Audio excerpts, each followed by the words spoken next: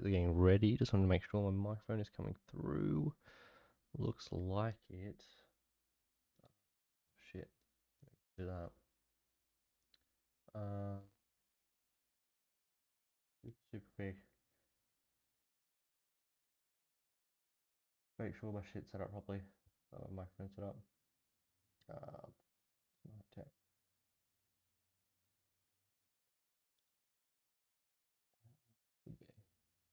And what mic is actually selected here? Let's have a look.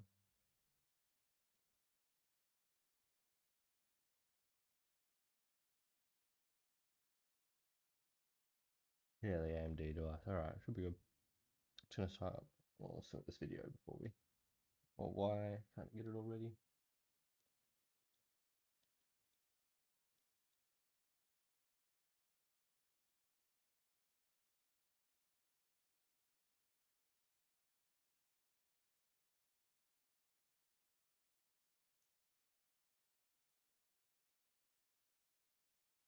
Alright.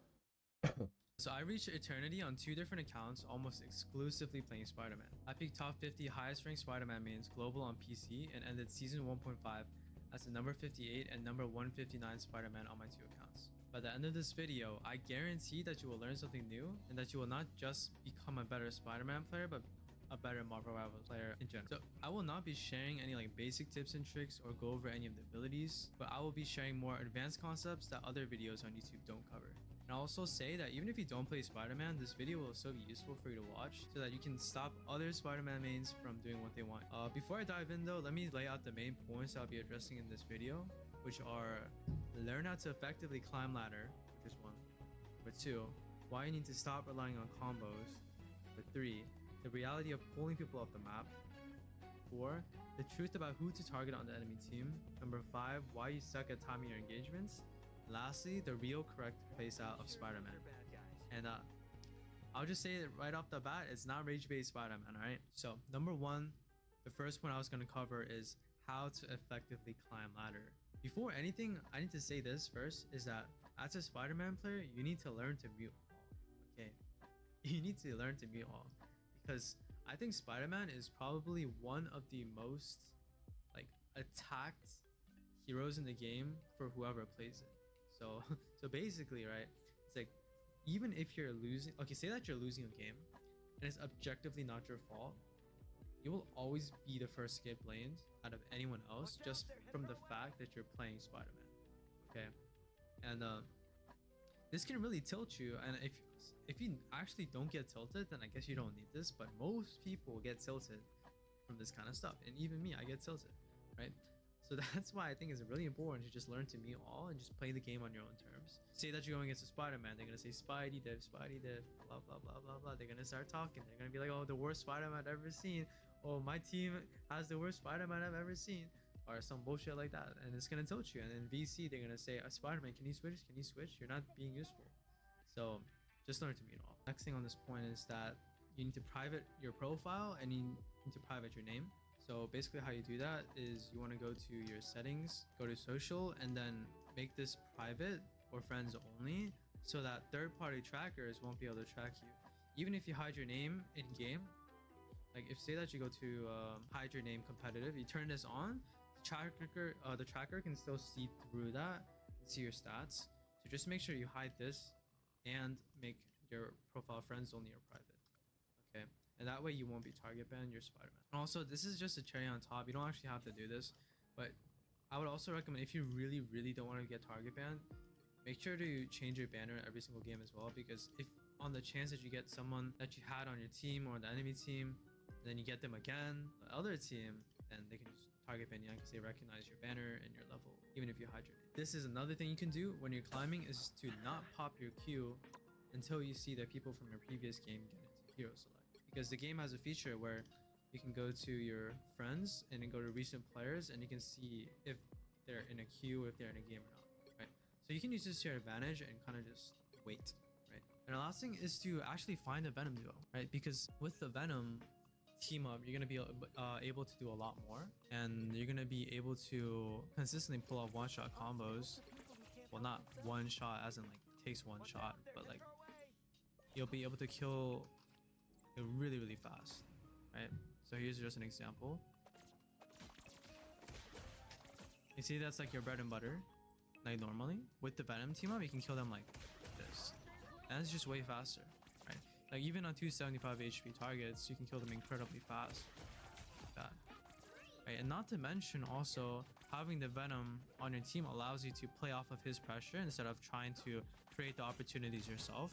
You'll have a lot more opportunities to kill their backline and then also just put on a lot more pressure along with the video. Say that Spider-Man's B tier with Venom, then he'd be like C tier without him. Right, it makes that much of a difference. I want the video to overload me, and yeah, I've just find your actually got all my stuff turned so much further down. Like I went to the top 200 or top 500 list of the highest ranked Venom players. Yes, I don't technically know. I've never looked into how this really works, but I've got it all set to minus 30 and decibels. like 60 or 70% of them actually added me back. So I have these Venom players on my friends list that I can invite and like play with. It might take a little bit of work, but honestly, just finding a Venom player is actually like it's possible I'm still just not talking. So I'm gonna go into the next part of the video, which is why you need to start relying on combos. I see so many people just looking for the next good combo. What's the next combo that we need to learn? What's the new tech? And like, how do you kill the person? Oh, is this a good combo? What's your bread and butter, right? Or whatever or not, right? And what I'll say to that is that every fight will be different with different factors at play. So you gotta stop trying to find the next best combo because it hurts your ability to be flexible. Really get into. I've never played Oblivion. Some cases, right? You're just not gonna have the cooldowns. So what are you gonna do? Wait for Player 5 Obscure seconds for you to get over here to get Holy back up shit, to do that what a one. good game. For anyone that's watched it, it really reminds me of like say first 1 to 2 seasons. Like the intro to the game. You know, when you leave the start. Kind of, you know, get on your journey, get your save points or whatever, rest points. Season 1 or 2 Attack on Titan. You know, just that overwhelming threat, but at the same time you're forced to go out there and look. You know, look for whatever's there because you have no choice, right? But, I don't know, just really cool. I wonder if maybe the whole French theme helped as well, just because Attack on Titan. So it's supposed to be very Germanish, kind of European theme to it, I guess. Sounds, buildings. Anyway. Turn BRB off and then game on, BRB off. And I was listening to this guy, but what I'm thinking is maybe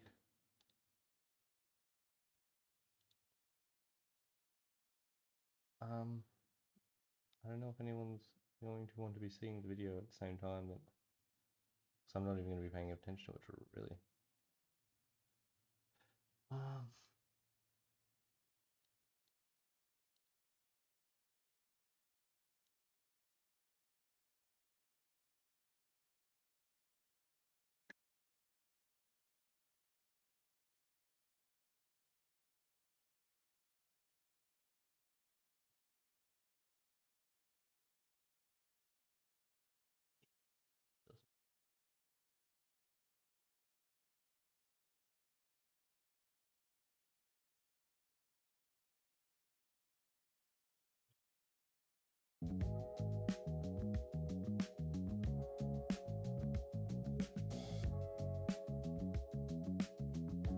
Combo that you always wanted to do, or will you just zip in and just do a combo that's a variation of the bread and butter, but you just don't use to get over here? It's very important to learn how to combo without using the get over here, without using certain parts of the kit that you would normally have when you have all of your cooldowns up. Before anything, I'm just going to quickly show you guys my settings seeing those right here.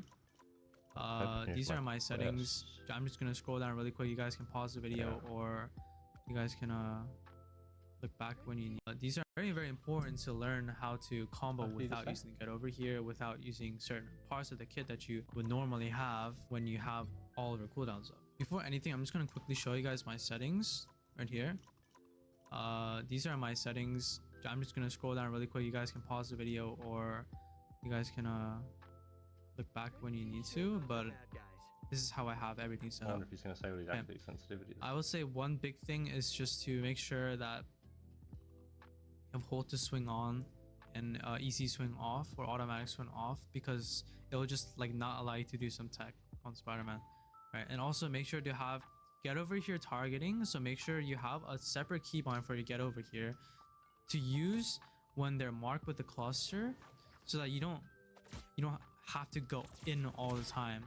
You can actually pull them too, even with a cluster. You just gotta set the Like to key, kind of work it right? out. So just keep that in mind. The next thing I need to teach you guys is also how to chain your uppercuts, your clusters, to get over here, right? We have to learn how to put this all together, not in a single combo, but in variations, right? Because say that I want to combo like a tank, right? If you sit there and be like, oh, this is one combo I learned on TikTok, I have to go like this, and that, and then, oh, that's how you do it, right? If you think about the game like that, then we're gonna be less effective, because what if we don't have a certain cooldown? Maybe the cooldown's coming up in 3 seconds and we can't. What if we don't have the opportunity to wait? That's why you need to learn how to combo all of this together, even without like specifically knowing a certain set of moves. I'm gonna turn ability cooldown off, and like I'm just gonna walk up to this tank and just do something that will kill him. Oh, that killed him, but like that's not really a specific combo. I just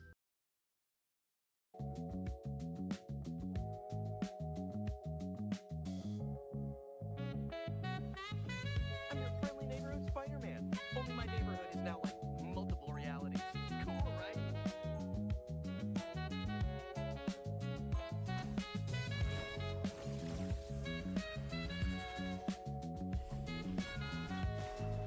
Doing the right thing just makes you feel good, doesn't it?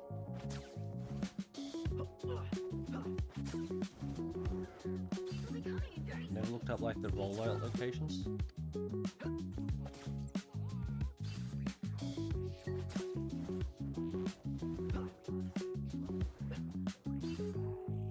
Really, Eddie? After all the times Why you is tried to this- ruin my life, I'm hurt.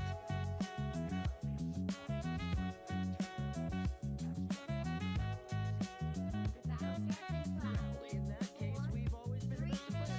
Definitely no bad blood here. What the fuck? Travel tip. With the right credit card, interdimensional trips get crazy extra miles. Watch out, they're headed our way. The symbiote Spider-Man returns. Gonna get sticky. Gotta admit, get things done. Put some pep in my step. Yeah. Gonna get sticky. Oh, that was me being fucking retarded.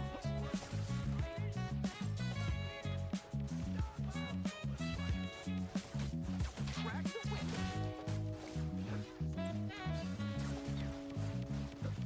You're welcome. Gonna get sticky. Yeah.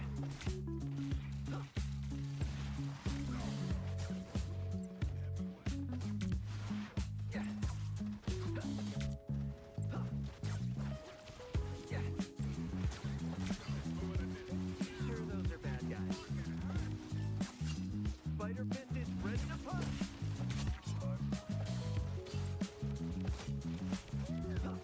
Put some pep in my step. I got your back. Yeah. Round and pound. Yeah.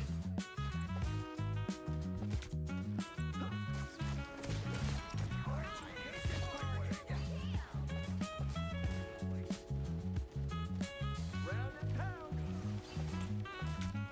You're welcome.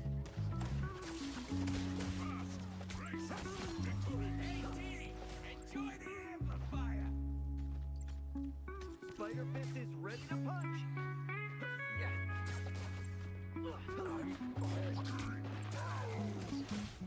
Count on me. Yeah. Don't mess with the amazing Spider-Man. Watch out, they're headed our way. Oh, sucks. Put some pep in my step. Yeah.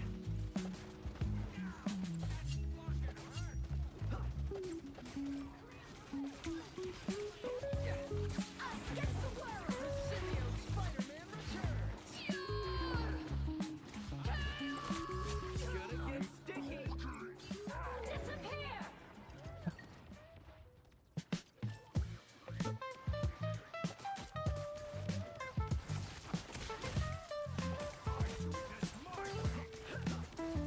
What? Spider Fist is ready to punch. Gotta admit, gets things done.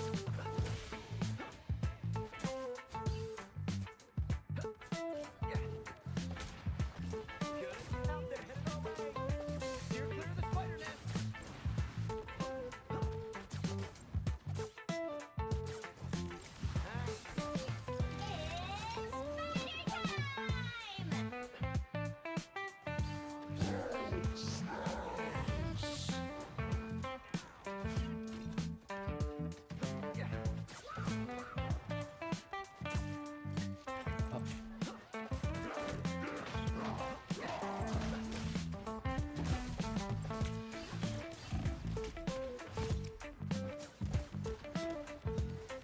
Spider face, thanks.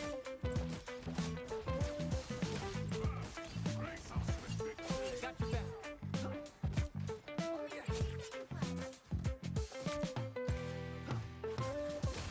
Put some pep in my step.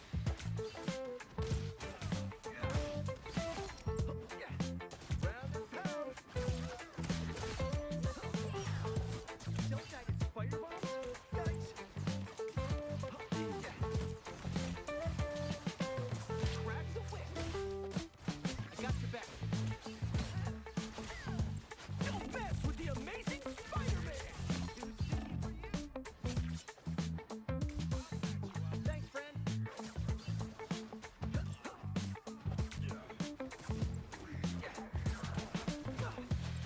symbiote Spider-Man returns. What happened there? Nice.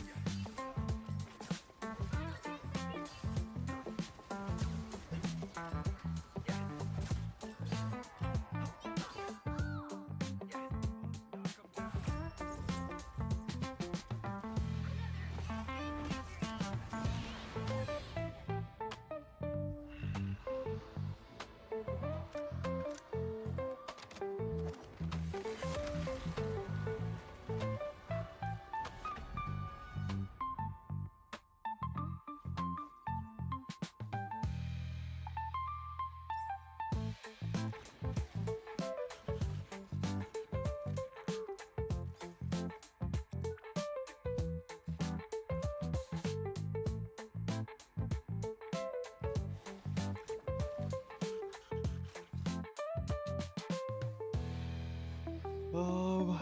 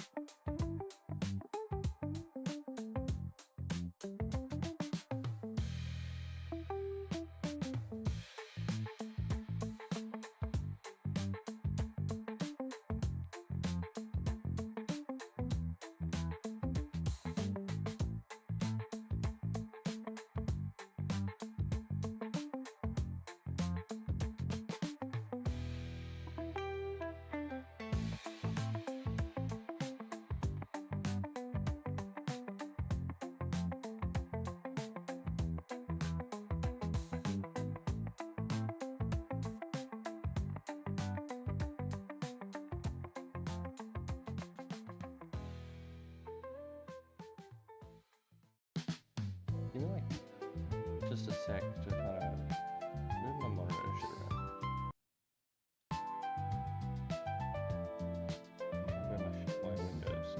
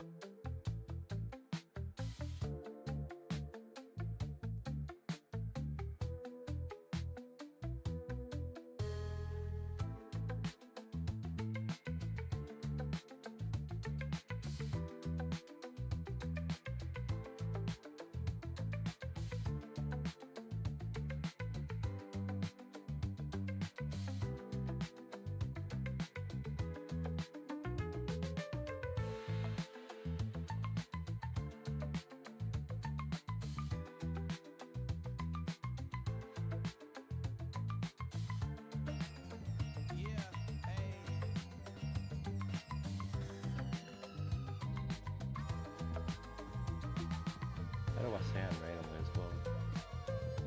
Alright, that's the way. I don't understand the sound bars at all. Probably turn this shit down too. Oh, something just automatically playing.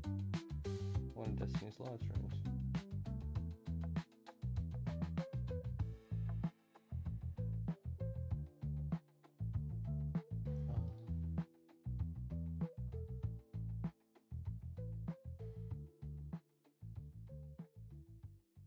Well, that's true. That is out. Look at this. So,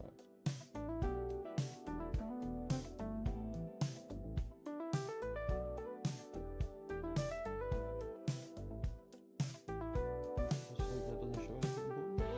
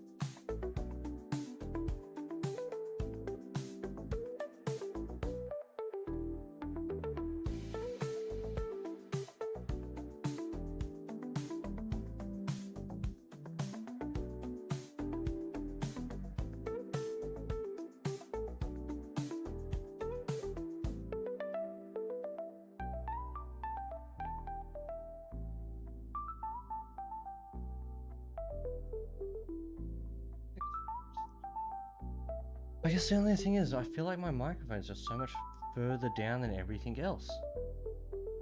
I don't know if I can boost my mic more.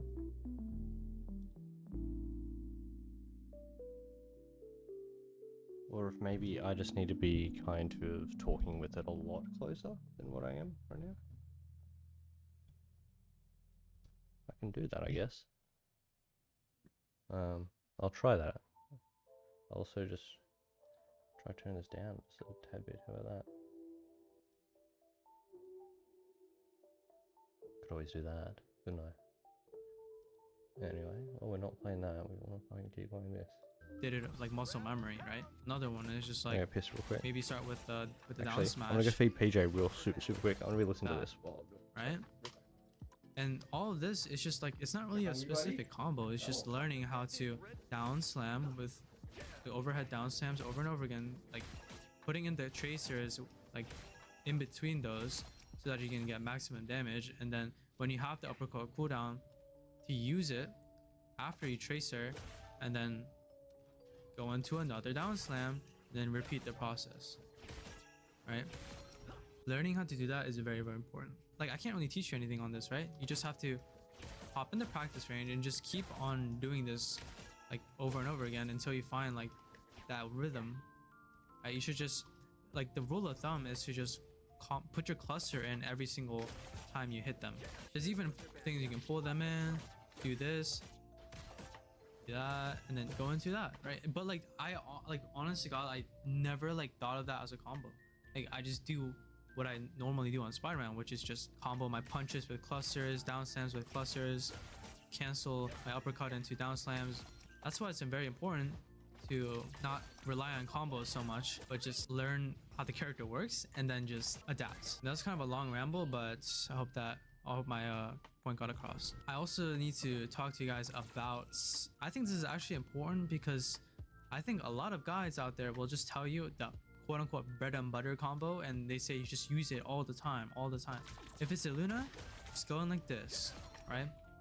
Which is the cluster, get over here, uppercut, cancel into the right click into a downside. But a Luna during that whole combo can just snowball you out and you'll just die, right? So that's why it's important to bait out cooldowns. And how do you bait out cooldowns? Well, I'll tell you this very important tech. Well, it's not only tech, but you just want to zip uppercut, okay? That's the tech. All right, zip uppercut.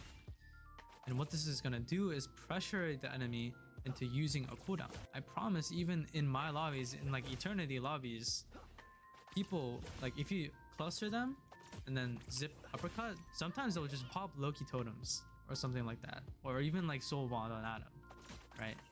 Because that's like half like a squishy's HP.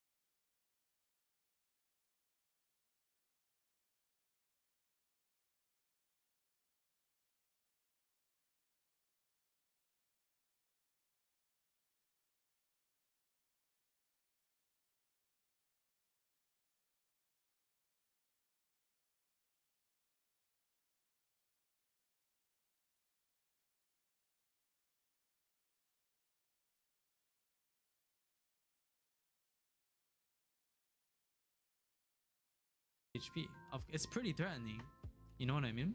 So maybe sometimes you just want to engage with the zip uppercut, right? That does half their HP. They're gonna be really scared. They're gonna probably use like a cooldown. And say that this is like a Hela, right? Helas have two tools to stop you when you combo, which is their stun and they have their bird. And they can use that at any point of their combo, any point of your combo. Say that you want to do this bread and butter combo, they can just bird out of it or they can stun you out of it. How do you combat that? Basically, you just want to cluster, zip, uppercut. And that's gonna pressure the Hela from doing two things, either stun you or use her bird. This is why I say don't rely on combos, because say that there's a rocket, why are you gonna bread and butter a rocket? There's just no point, right? What you want to do instead is probably this, where you cluster, zip, uppercut, cluster them again, right? And then it doesn't matter what kind of dash he does at that point, you can just get over here and uppercut after the cooldown and he's dead. But that's not really like a combo, you know what I mean? It's not really a flashy combo. You're just zip uppercutting, hitting them with the cluster and re-engaging and uppercutting again. So there's like a lot of variations you can do with that. That's one of them, where you just wait for them to use their escape and then get over here and uppercut them. That's just one of many examples. Like that. Alright.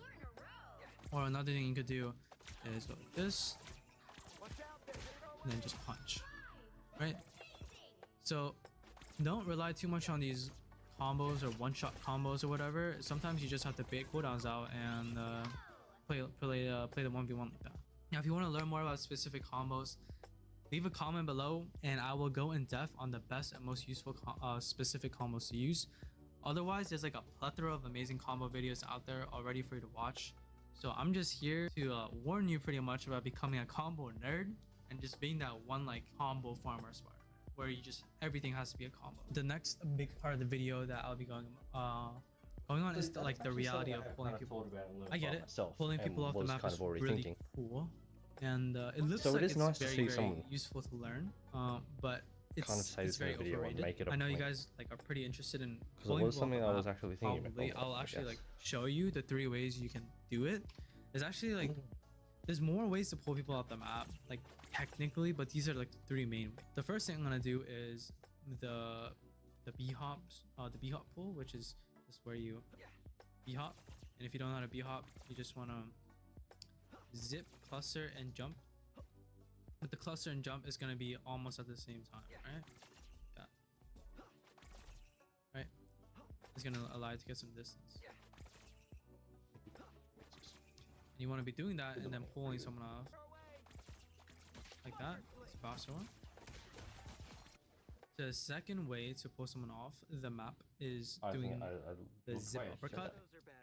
So basically looking off like that. And you want to be doing that and then pulling someone off like that. It's a faster one.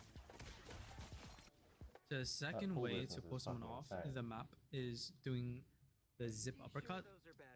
So basically it looks like this. Right? Very, very simple, but all you need is a little bit of space, so like 15 to 20 meters, and you need to be like on like, I prefer to do it like on higher ground, right? It's where it works best, maybe in the air, right? But basically all you're gonna do is just zip to the ground and then uppercut during that animation, right? And it's gonna send you flying. It's very important that you cancel the uppercut into a pull, because normally when you uppercut, it takes this long to get a pull out. You see, it takes a little bit too long, and you're going kind of fast when you're doing this animation, right? There's no way you're pulling someone off. So it's important that you cancel the uppercut into a pull. Okay, and how you do that is where you uppercut and then tap your web swing button and then pull. Okay, so you uppercut, tap the web. It's gonna cancel the uppercut and let you pull faster. The timing is a little bit tight, but it's not too bad, so make sure you practice this. I don't usually do these pulls, I'm gonna be honest. There we go. And then method number 3 is probably the most difficult one to do, but it's the most like I'd say most important one to learn, because this allows you to pull people off the map in ways you've never seen before, like in distances you've never seen before.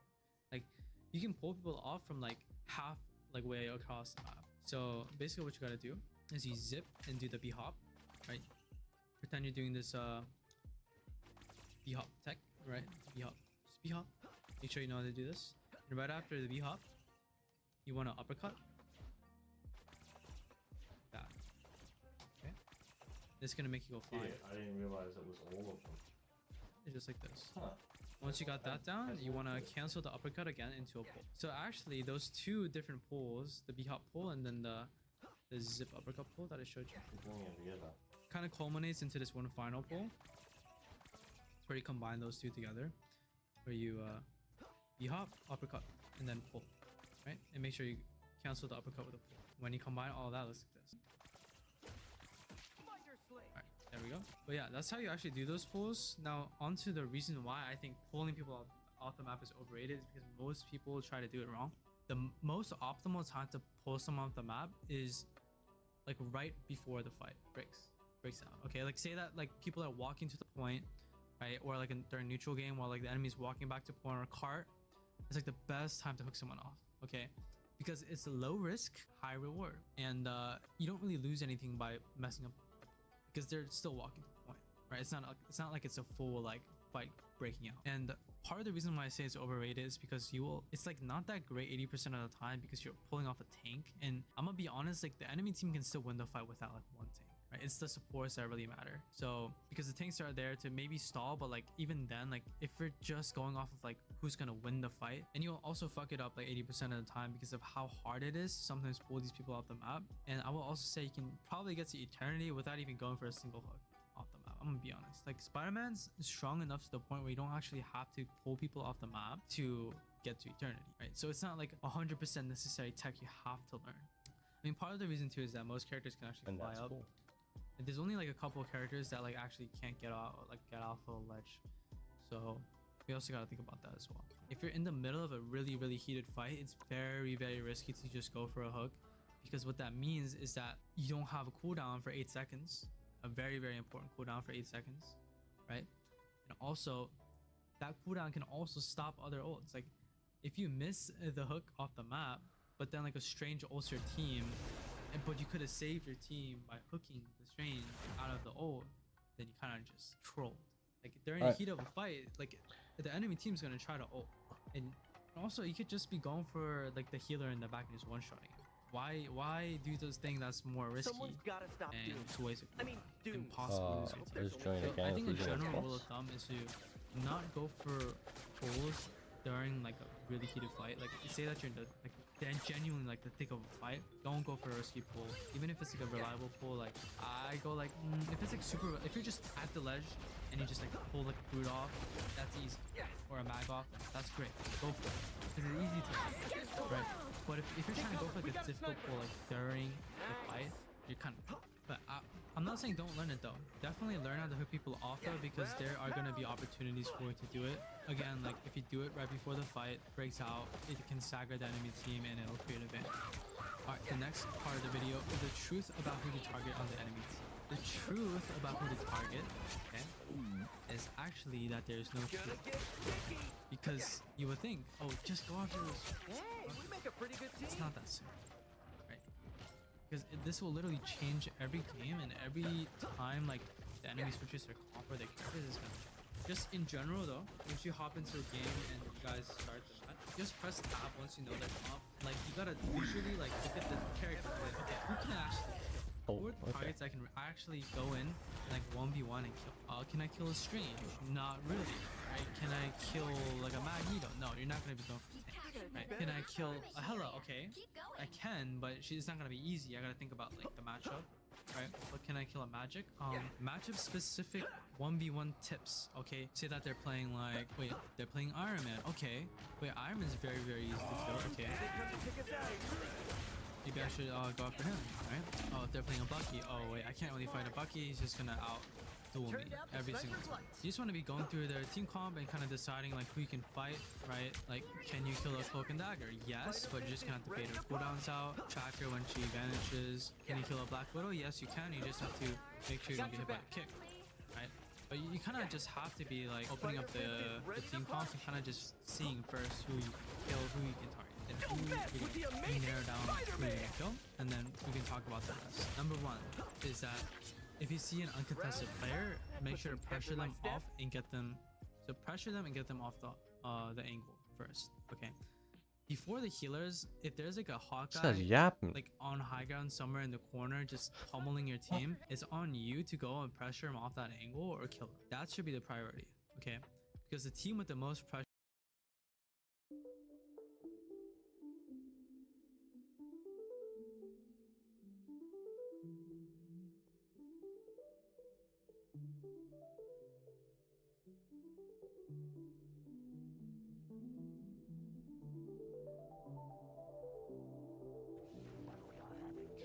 What the fuck?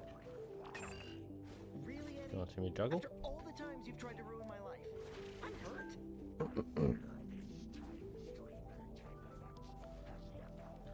No performance results are a true product. I am wearing gloves, so Always been best of friends.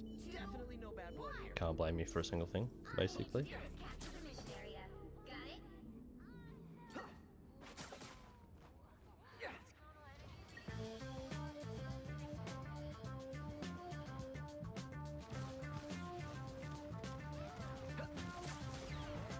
Oh,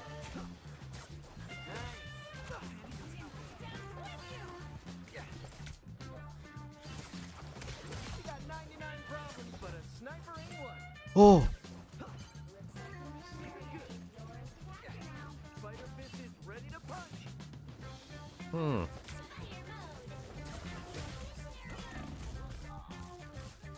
Again, the gloves. It's really not fair.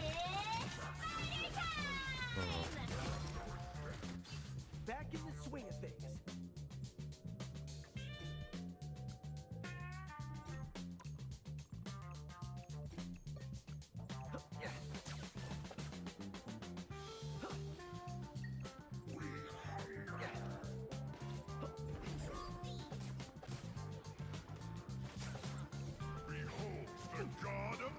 Stop it. Crack the whip. Oh. Put some pep in my step.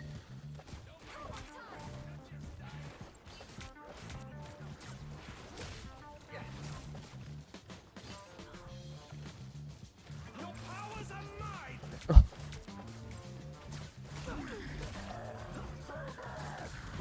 Armed and dangerous. Yeah. Round and pound. Left and Ant-Man's chicken soup. Now I gotcha. Turn down the sniper's lights. Yeah. Jeez, we need her and Spider. Gonna get sticky. Hit the spot. Oh my god. Hey, thanks. What's that? Partners like the old days.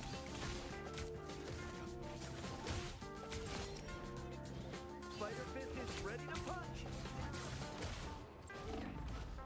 You'll mess with the amazing Spider-Man. This is an Ant-Man's chicken soup. Behold the god of thunder! Yeah.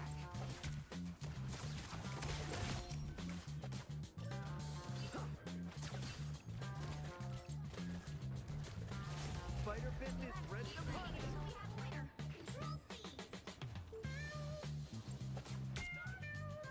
Yeah.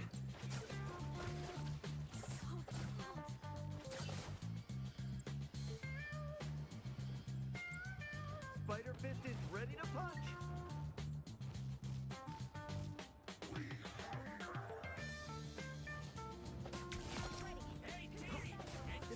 Huh?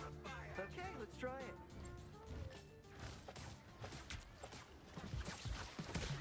The symbiote Spider-Man returns. Oh, my eyes so itchy. Spider Fist is ready to punch. Oh.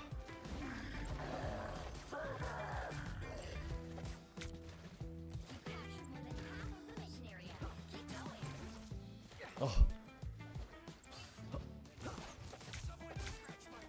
Spider Slam. Yeah. Found that guy. Your powers are mine. Good.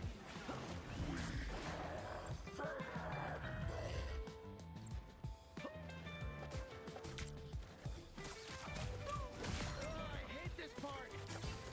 You're not just gonna let us stay? Put some pep in my step. Spider Fist is ready to punch. Crack the whip. Oh.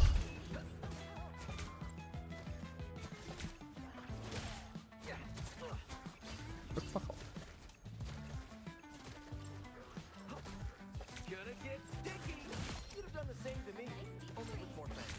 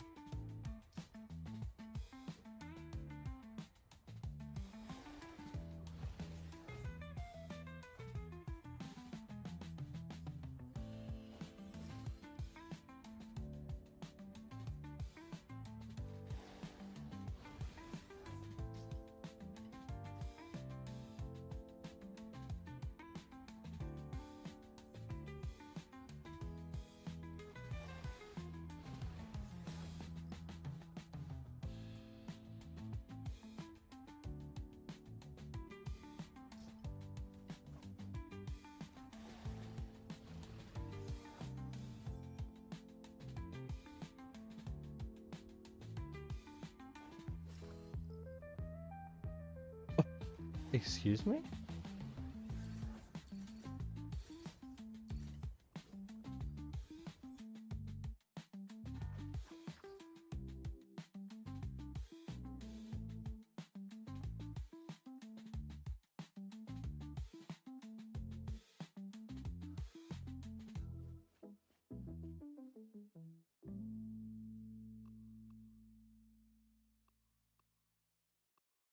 Let's see.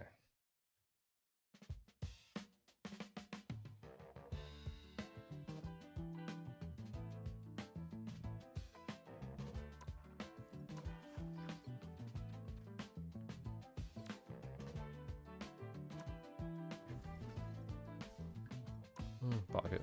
Let's go.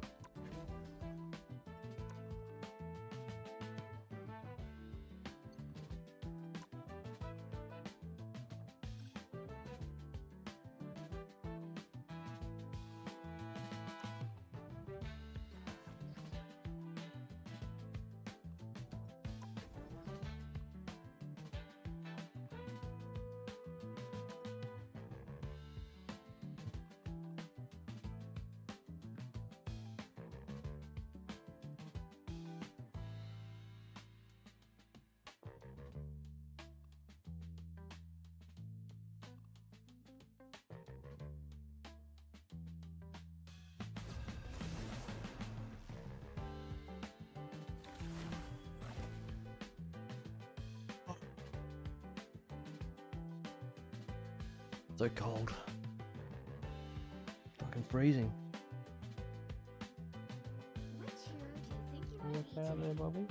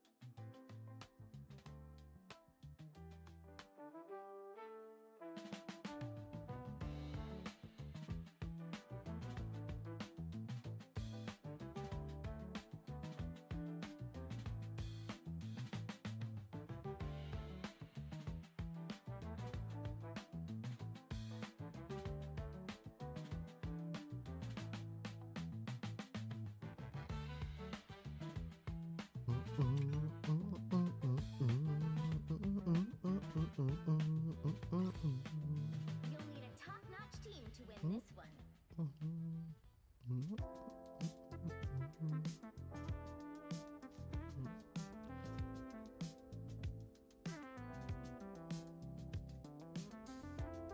What is this guy going?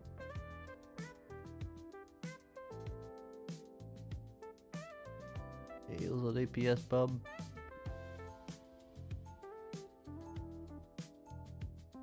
Round one, go!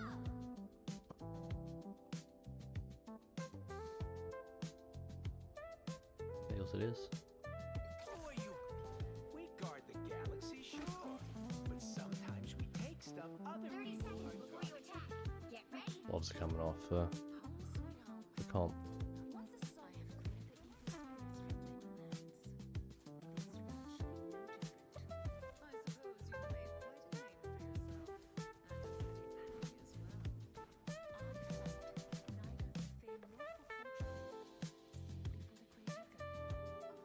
The battle starts in 5, 4, 3, 2, 1.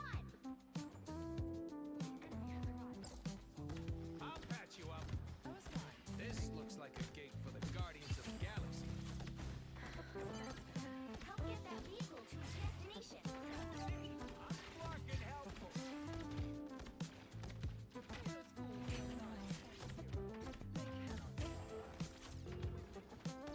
You're welcome.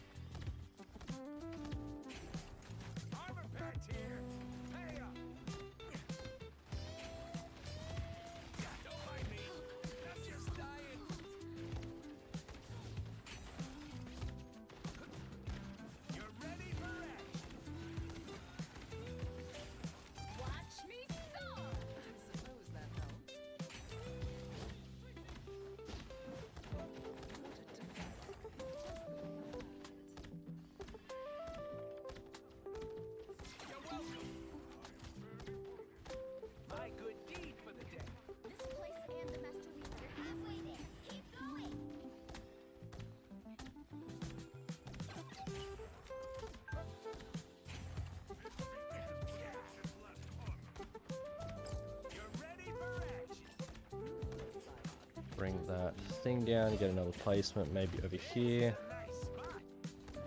And just keep spamming those heals. Right, he should get, you know what?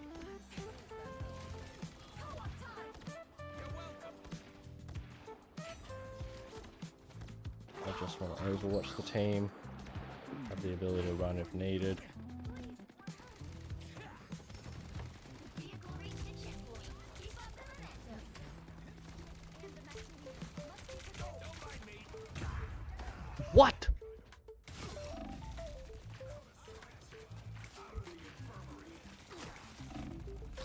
Double KO. You're welcome.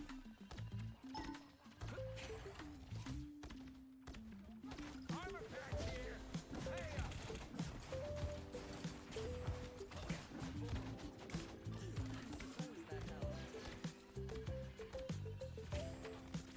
I'll patch you up.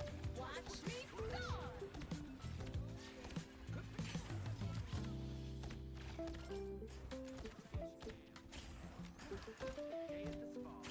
People usually don't let me into shrines. You're ready for action. Yeah. See, I'm flocking helpful. You're halfway there. Keep going. You're ready for action. Armor patch here. Pay up. This is real firepower. I'm bright like a star. This is real firepower. Don't mind me. I'm just dying. You're welcome. You belong to me. People usually don't let me into shrines.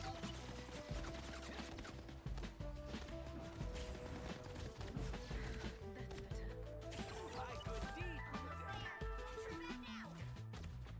You're ready for action.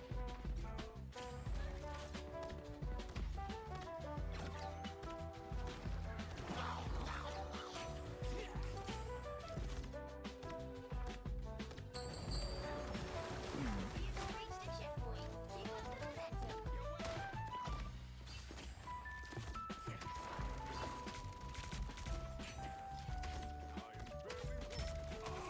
I'm taking an arrow for a souvenir.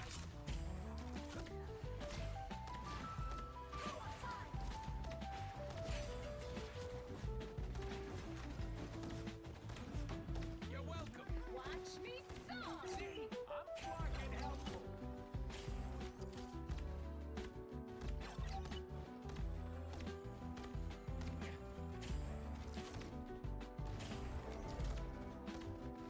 I'll patch you up. Someone scratched up.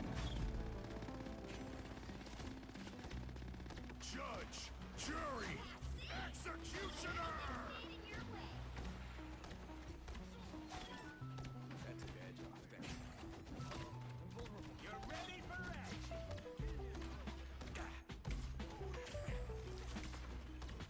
First one's a stretch.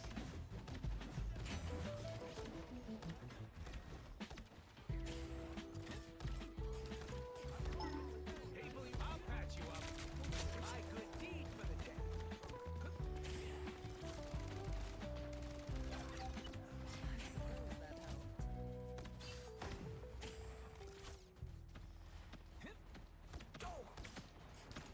Watch me soar. Team play. You're ready for action.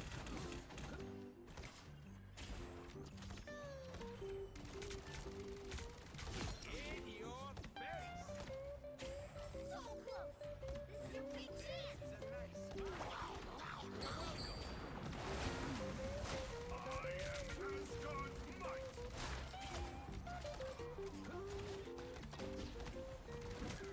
Someone smash my This is real firepower. I'll patch you up. Woo! Never miss. My good deed for the day.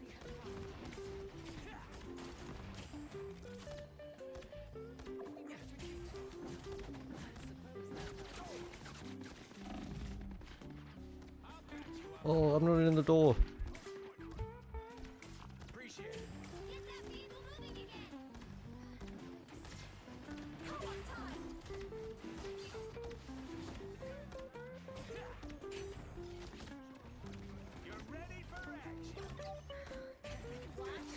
By good deed for the dead.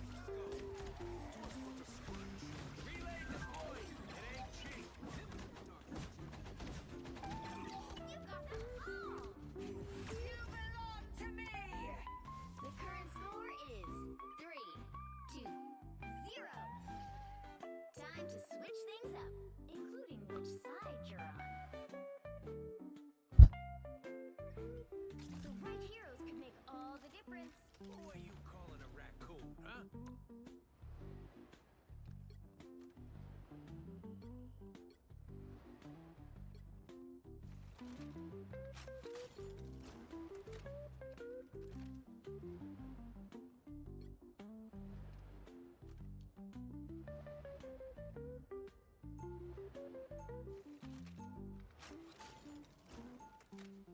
Round 2. Just say it. There's nothing I can't fix.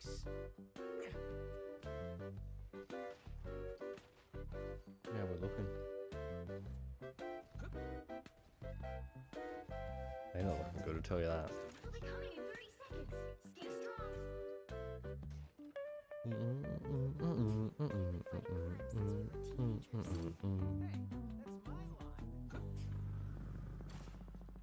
Go for a bit longer. Oh, excuse me?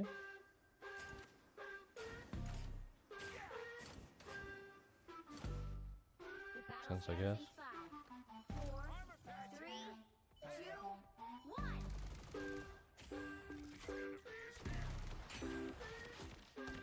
I'll patch you up. You need to stop that vehicle in its tracks.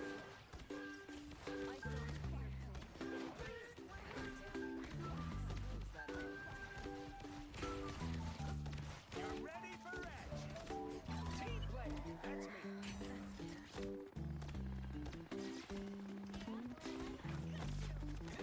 I found more foam spiders. You're welcome. Now, that fucking hurt.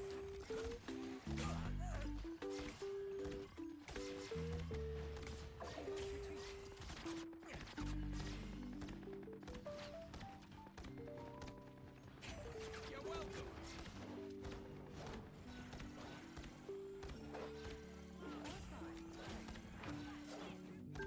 More bad guys. Just what we need. Watch me storm!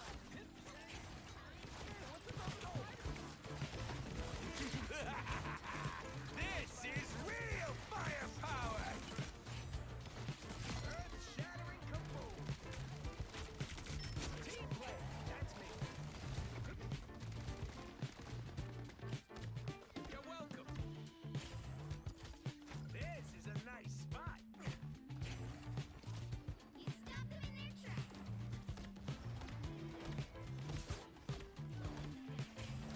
I am Asgard's might. Defenses are down.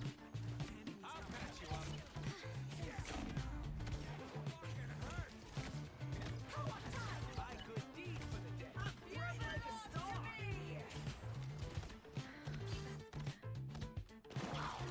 Watch this spot. Not myself. You're welcome. I'm clogging some bad guys. Team play, that's me. Like a day at the spa.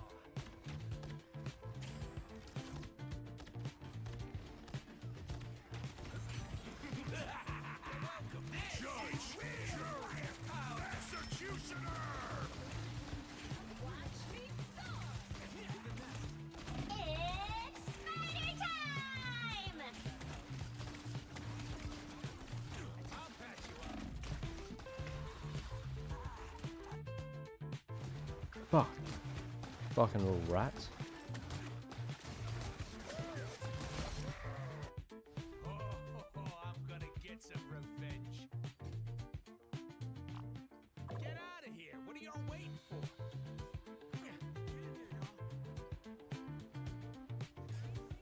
Only 60 seconds left. They've made it halfway. Stop them! Then stop that vehicle! Defenses are down.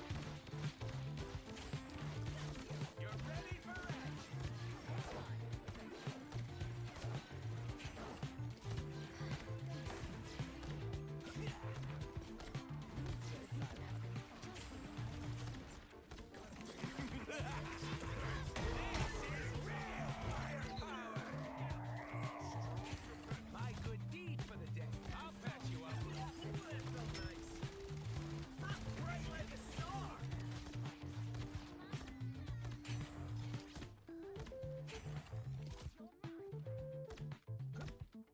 The final 10 seconds.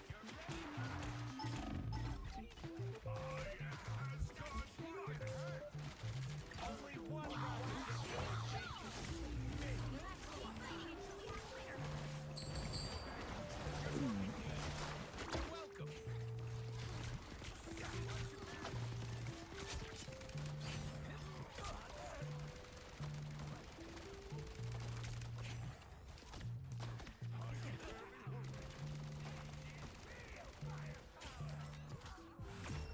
Relay deployed.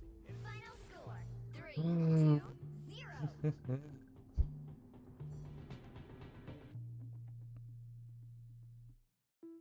Another epic victory. Big win. That was a lot of fucking kills.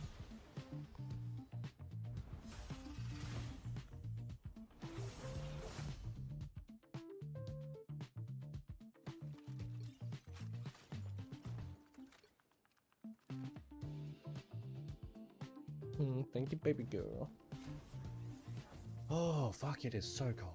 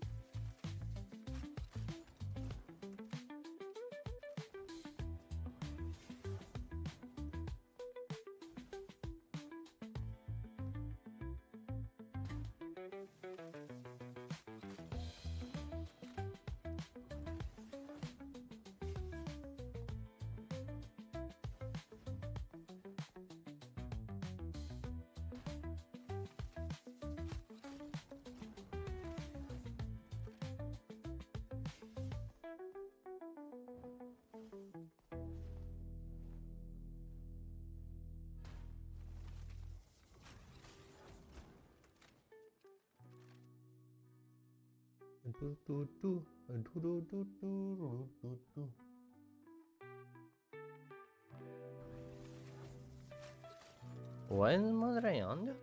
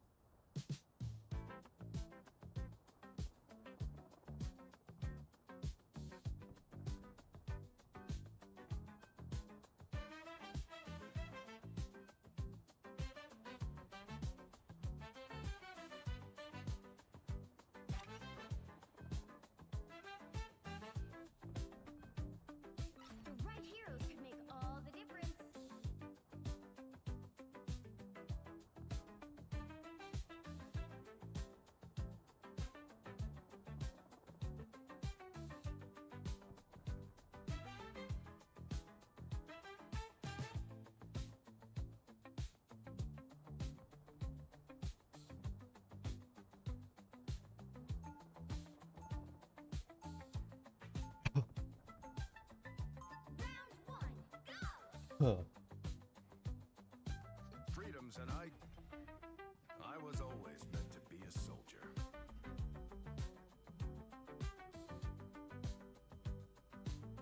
Freedom. No, more damage. Stay strong. I've seen it. When scientific resolutions prove insufficient, giant fists do come in handy. Ha ha. Right. Come in handy.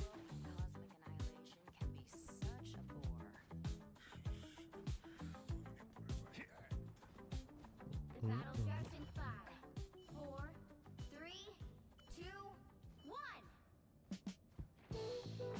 Focus on the battle. An exponential boost.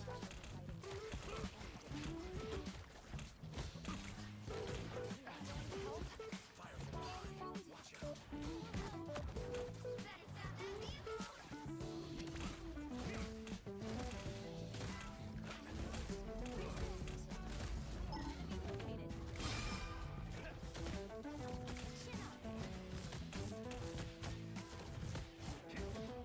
They made it halfway. Stop them.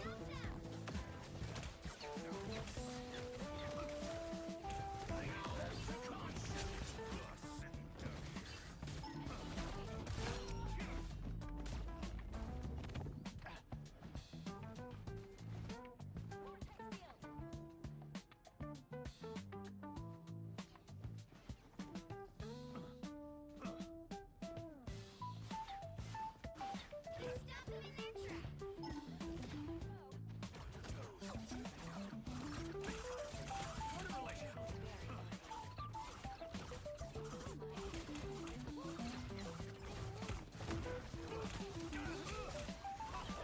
A futile attempt.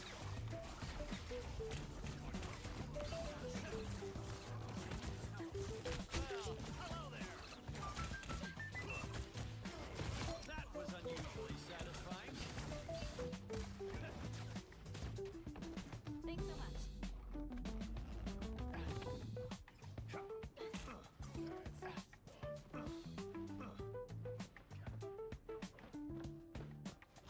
The moon haunts you.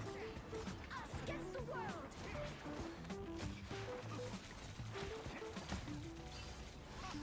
A futile attempt. Feeling fantastic. I've got you. Shields up. Our enemies are here.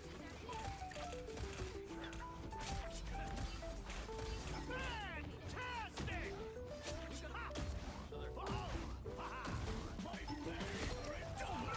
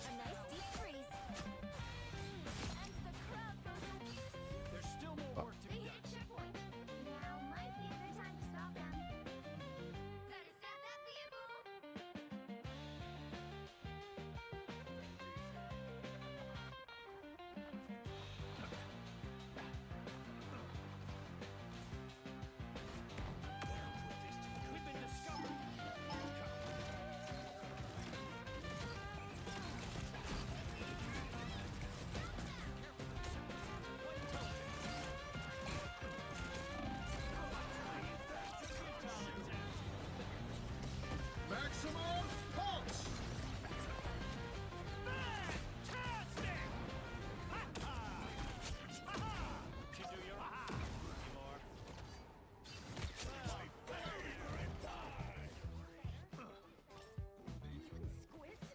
Can we switch places, Kai? Time for a tactical retreat. He stopped them in their tracks. Alright. Might turn the music down just a little bit more.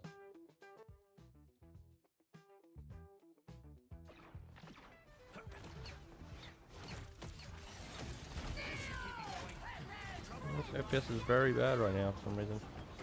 Just have him back in, I guess.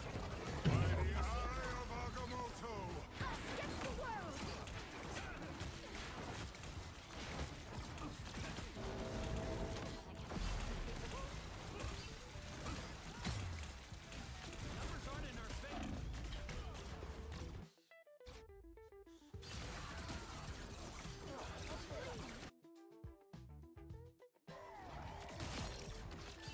I'm more resilient than you think.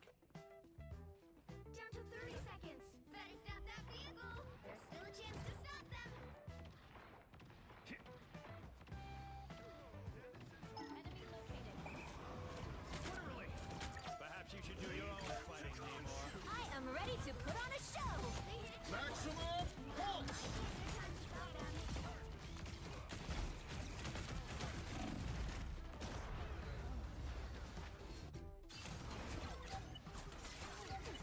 I'll get you next time.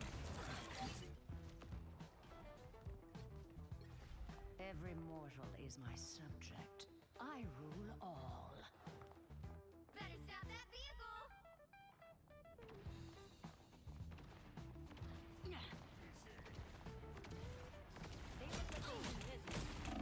It's now or never.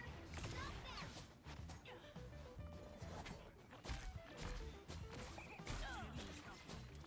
Only 60 seconds left. My favorite time! Focus on the battle. Is it really clobbering time already, Ben? I got you covered.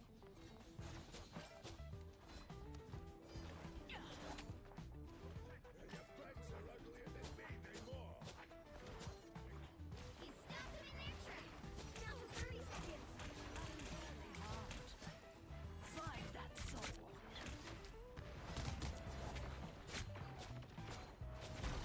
Us against the world. Leave them to crush you! Our enemies are final 10 seconds. Hell unleashed! Your minion soul. You'll have to keep fighting until we have a winner. Don't give them another inch. Or a friend. By the eye of Agamotto!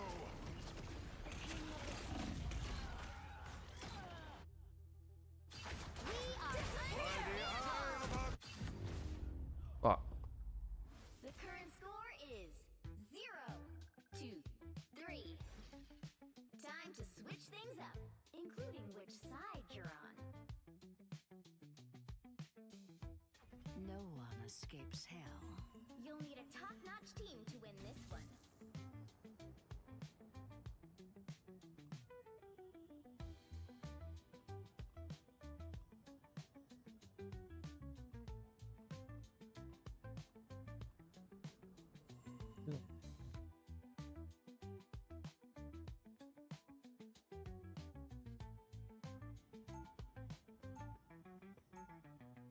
Round 2, go!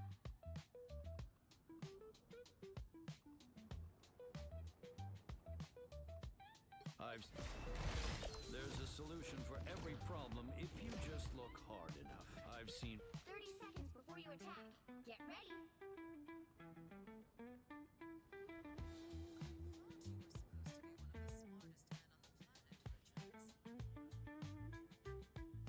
I have mutant powers, and this soul sword can destroy just about anything.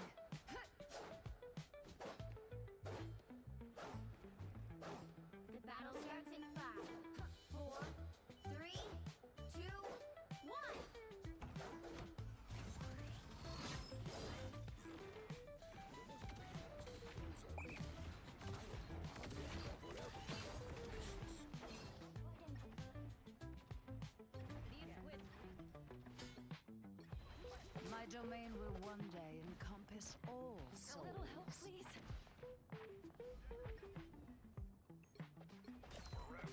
My ultimate goal is simple. Solve everything. So, let's get started. What a relief!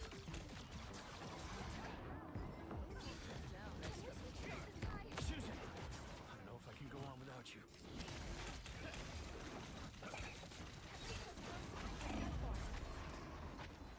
Fuck off, cunt.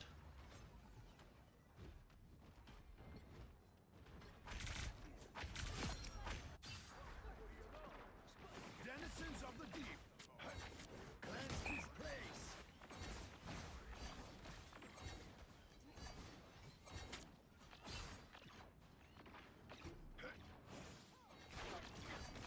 Cleanse this place. Beasts of yours disgust me. More folk. That is much better. I have faith in you, Herbie. Don't make me regret it. A little help, please. Denizens of the deep. Cleanse this place. I feel it, Susan. If only you had chosen me right. Maximum pulse. Us against the world. Fuck this shit. Co-op time. Winning isn't always about hitting harder. Sometimes it's about thinking harder. Relay deployed. It ain't. What a relief!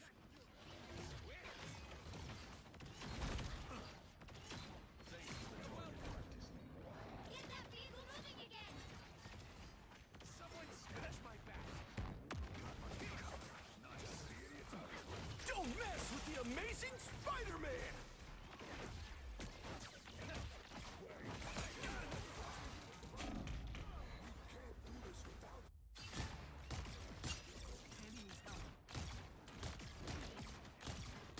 This is fucked up.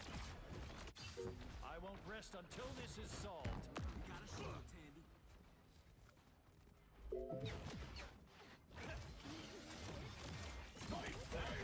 Get fucked, I'm letting you guys out of that so easy. I am ready to put on a show. Crazy double ulti. That'll.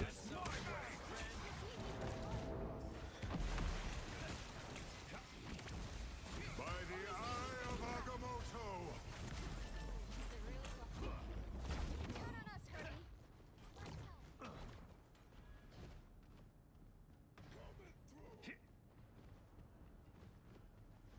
Need some ranged firepower. Armor pack. Someone would cloud. Vortex field.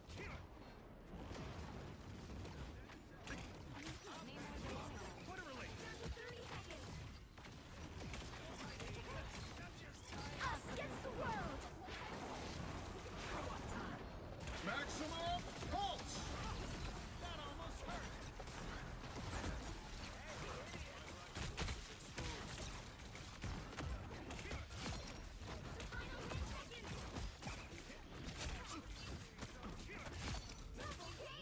Innocent seal. Vehicle reached a checkpoint. Keep up the momentum. I'm out.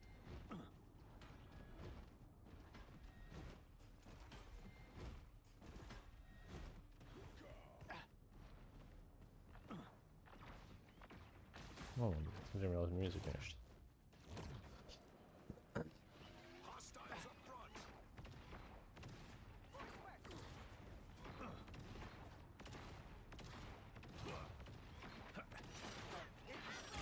Keep going! Feeling fantastic.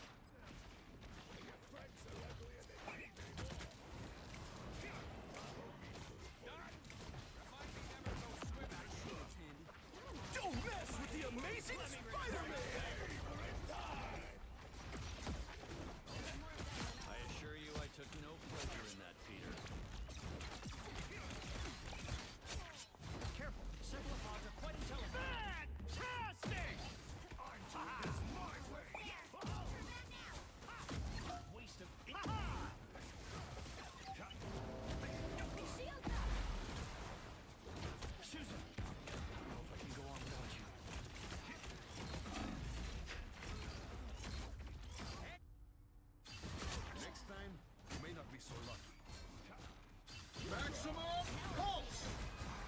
Oh, I'm so glad there's a fucking rocket ulti going on there while I'm not there. Only 60 seconds left.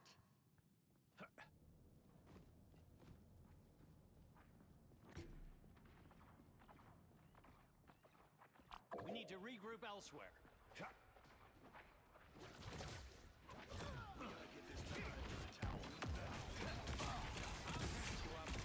Let me return the favor. Us against the world.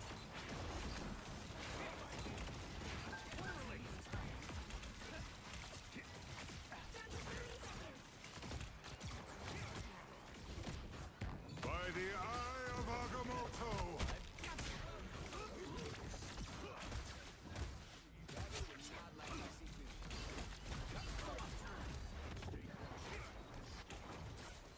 Maximum pulse! I am ready to put on a show. Good work, Susan. Let's keep fighting until we have a winner.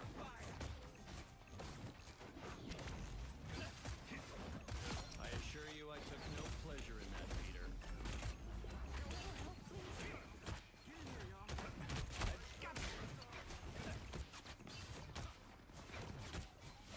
I'm in control here.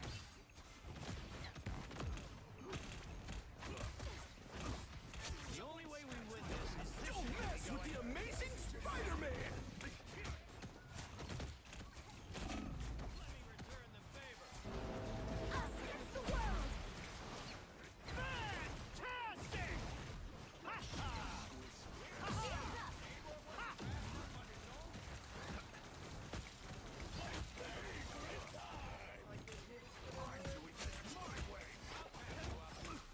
Now I see them. To be honest, Namor, that was a long time coming. My life force is exposed. Double KO. A predictable outcome.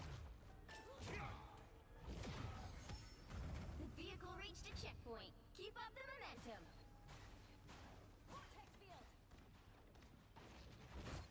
Does this make me an agent of S.H.I.E.L.D.?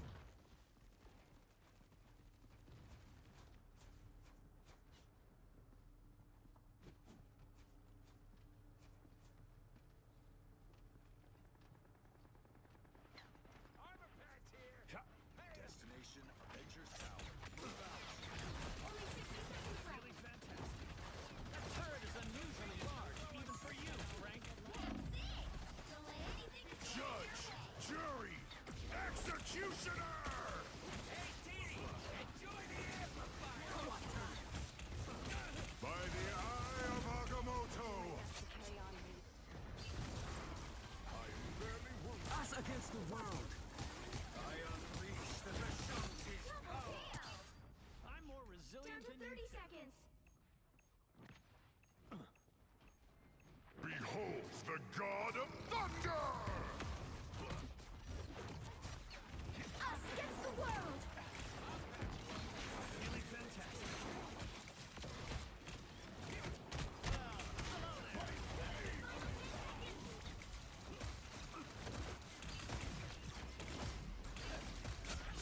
Shields up. I am ready to put on a show.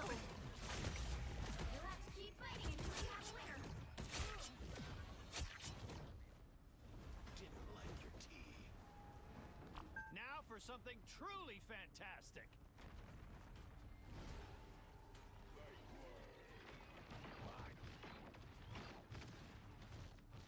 So close.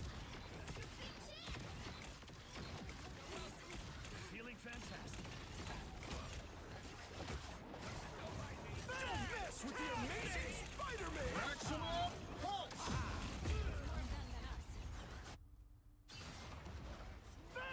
Fantastic! Maximum pulse! Double KO. That's 3. Oh. 2, 3.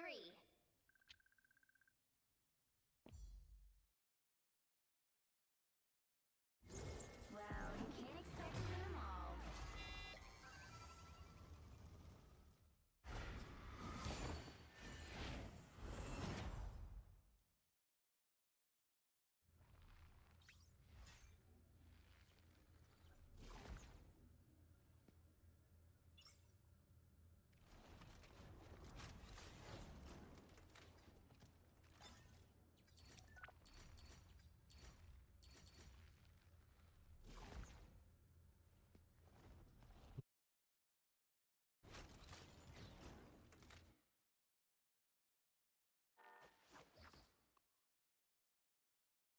automatically use it. Interesting.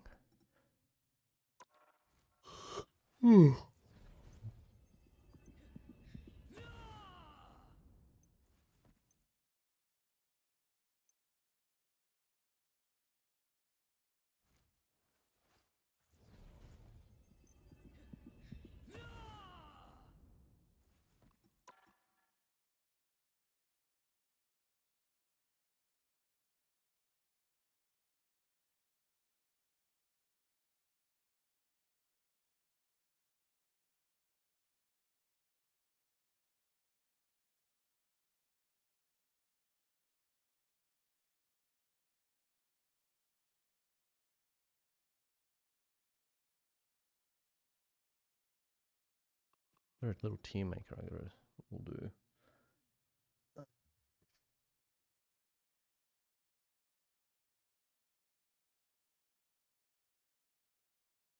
Fuck Spider-Man off. We're done with him. What's the meme? My friendship with what's his name has been Liam. He's my new best friend or some shit like that. Some meme, I don't know.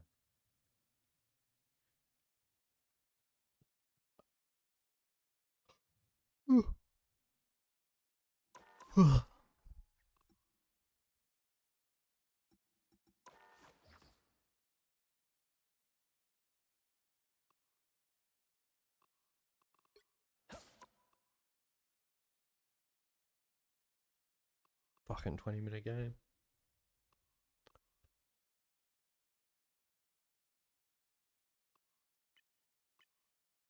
Oh, fuck. Look at that shit.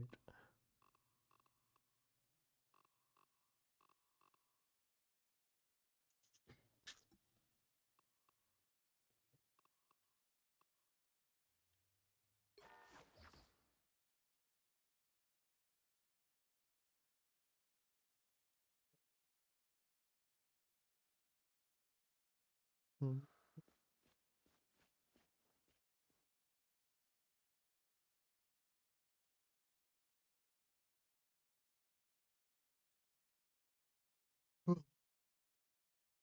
Shit.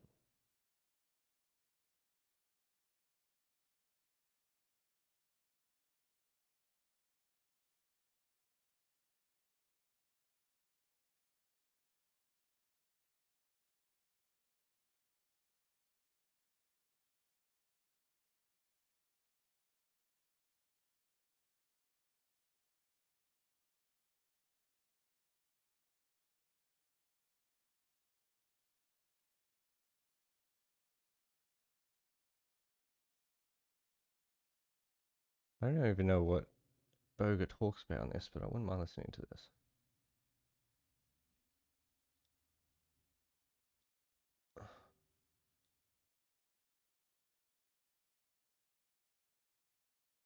Also, Board Nation is selling new merch. I'm gonna show you the images, or my editor will. If you like what you see, you can buy it. My Reddit post. And I was gonna make an entire video in my free time, but then I thought to myself, why should I make a video about this when I can just do it live, right?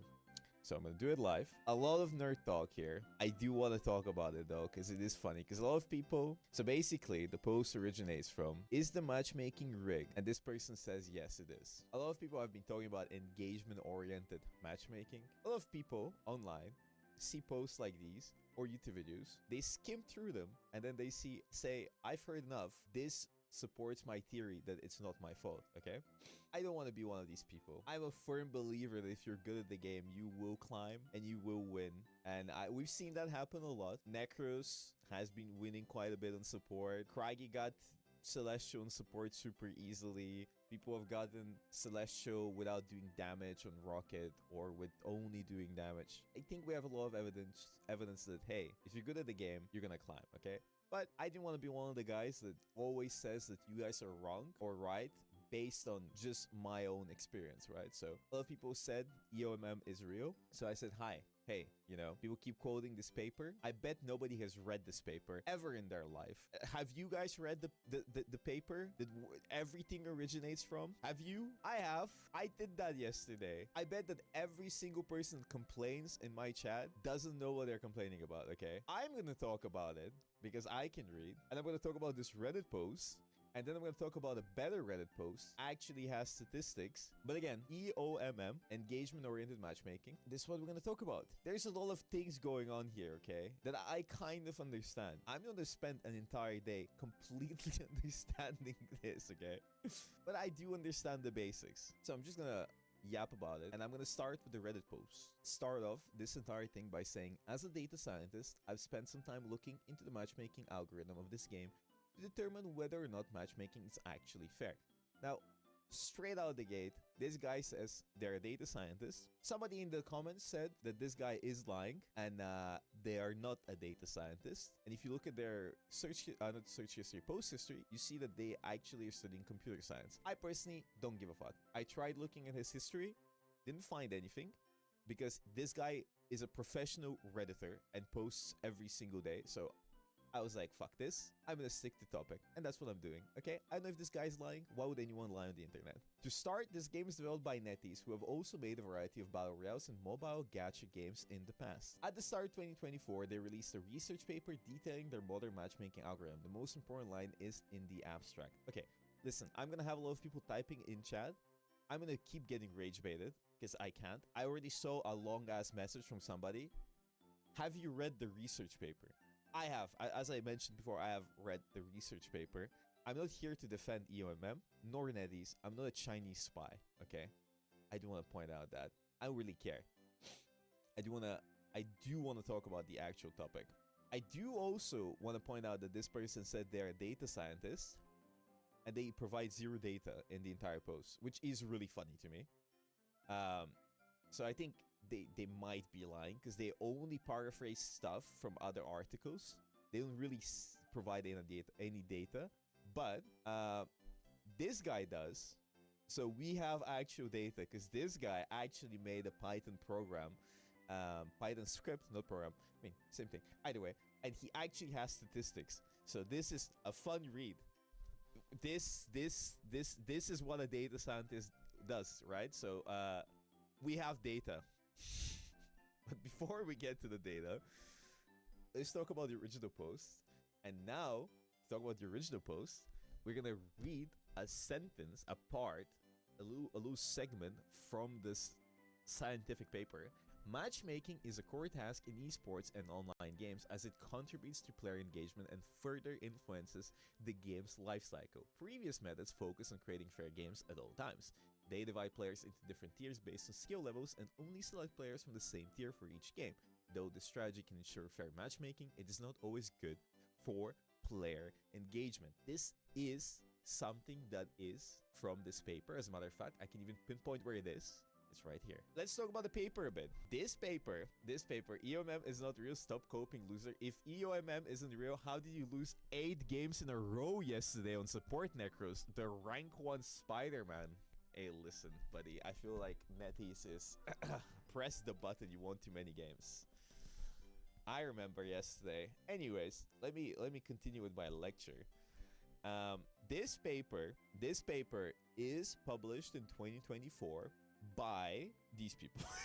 These people, I did check, work for NetEase currently. So that checks out. But if you notice, 2024 was before Rivals came out. It doesn't really correlate with 100% certainty that they use these algorithms and implement these ideas into the actual game. It also doesn't mean that they don't, okay? I'm not gonna prove or disprove anything. I'm just gonna talk about what I found. You make your own opinions. I do want to point out one thing about the paper though. In this paper, at no point do they discuss a hero shooter or a 6v6 scenario. As a matter of fact, they discuss matchmaking in a 1v1 scenario and also matchmaking in a 15v15 MMORPG. And you have statistics here, over here, and a 3v3 scenario in a sports basketball game. The SPG is sports. I don't know what the PG stands for. And then you have the RPG PvP. I read all of this. these are some statistics. They tested the algorithm, the 3v3 scenario and the 15v15 MMO PvP scenario. In the paper, they do not discuss a 6v6 scenario. Does this mean, before you lose your minds, does this mean they haven't tested it? No, it doesn't. But it also doesn't mean that they have, and they have it implemented in the game, okay? This is purely scientifical basis. Hey, these guys do not talk about Marvel Rivals at any point, and they don't talk about any game that is similar to Rivals or Overwatch, right? Could mean that it's a thing, could mean that it's not a thing. Moving on. I want to talk about this little thing here that they talk about. Matchmaking is a core task in esports. Either way, okay. I'm not gonna repeat it again because I've actually done my homework. I would just explain what this means and hear me out. So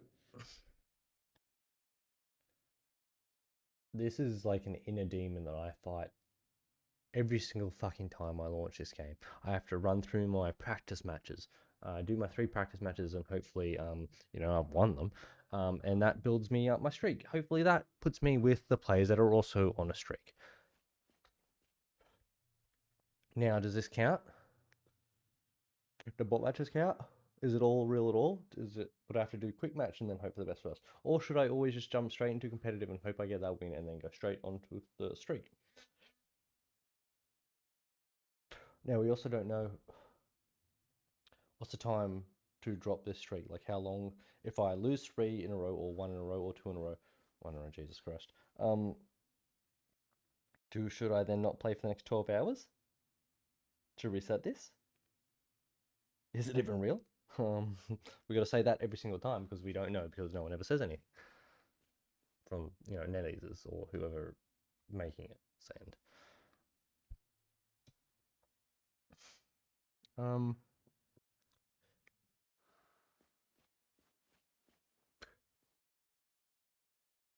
Don't know. I don't know if there even is an answer. I don't know if we can find anything. I've tried to do as much research as I can.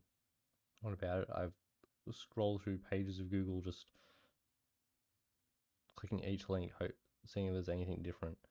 I've done like the deep searches or whatever with ChatGPT, where you will, like, you know, scrub basically the internet for all the keywords and questions you ask it.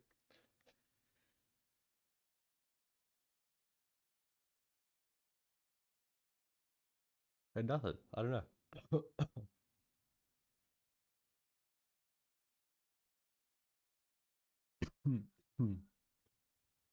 Okay, this is from their POV, not from my POV. They're basically saying that fair games are fucking boring, okay? They're not wrong. Let's be honest with you.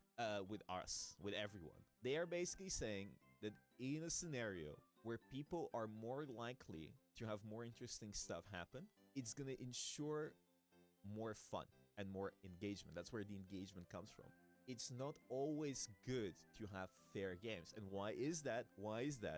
It is because fair games have 2 issues, okay? One of them, I'm not sure if they talk about in the paper. I might have skimmed through it, but I do think it's an important issue. One of them, it's really hard to make completely fair games and have fast queue times.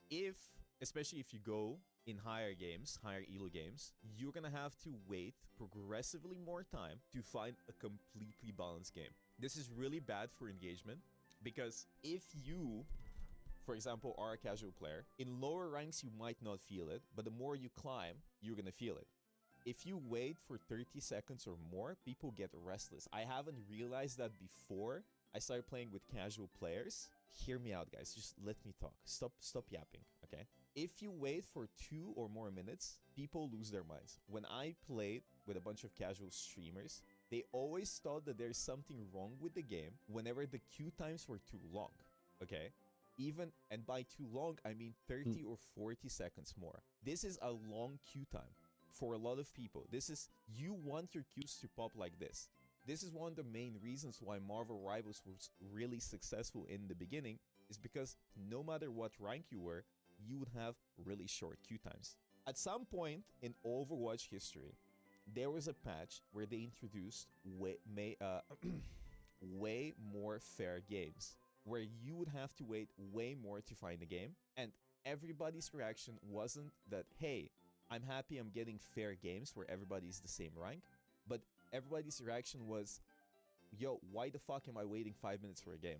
This is really bad from the perspective of developers, because the more time people wait doing nothing, the higher the chances for them to stop playing for the day, which means in the long run, they're gonna get engaged less. And if this happens very often, people are gonna engage with the game less and less. Short-sighted, but that is, I guess, also the point of these kind of games. They're not really looking into the future. That's the point of, I guess, these algorithms. Hmm. And buy less skins, okay? You want to minimize queue times. That is why, this is my theory. Before I talk about the paper, I don't think they talk about this in the paper. I think this is very relevant. You don't always want completely fair matchmaking. You would rather have faster queue times and kind of skim a little bit and make it a little bit more imbalanced. And second of all, would you also give streamers more favorable matchmaking to show how fun your game is? Nobody's gonna give us fair matchmaking, bro. There's no fucking employees. Sorry. There's no higher will sitting there, greater will pressing a button, giving us fair matchmaking games, okay? Get this out of your head, guys. We're not that important. Anyways, the streamer shadow government. Second of all, the thing they actually talk about in the paper, the actual thing they talk about in the paper is that fair games are boring. And they're not wrong, okay? The reason why fair games are boring, hear me out. I'm not doing a triangle because I'm part of the Illuminati. It's because they drag on, right? Imagine you're a 9-to-5 dad, a single dad, you work at the oil rig, you come back, you queue up, and you play an overtime game of Marvel Rivals instantly when you come back, 20-30 minutes, and you queue up again, and it's another... I guess this might not be exactly what he's going to do, but something I noticed when I used to play like Hearthstone is that why would you play? You're going to be playing so many games that it's basically, and it's probably the same here, that's based on your overall win percentage. So why would you ever want to play a deck that takes 5 minutes to win over a deck that might take 2 minutes? Maybe that's wrong times, but say 10 minutes to 2 minutes. So like a hunter face deck. We just smash their health down as quickly as possible and possibly win by turn 5 or 6 or whatever it is. And unless that 10-minute deck is like a 10% higher increased win rate, but if it's only 1% higher, or if it's not at all, because that's a long time to make mistakes.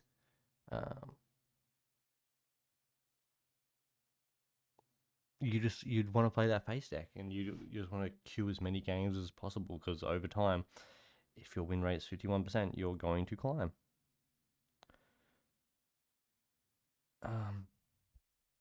And I wonder if that's what's going on here.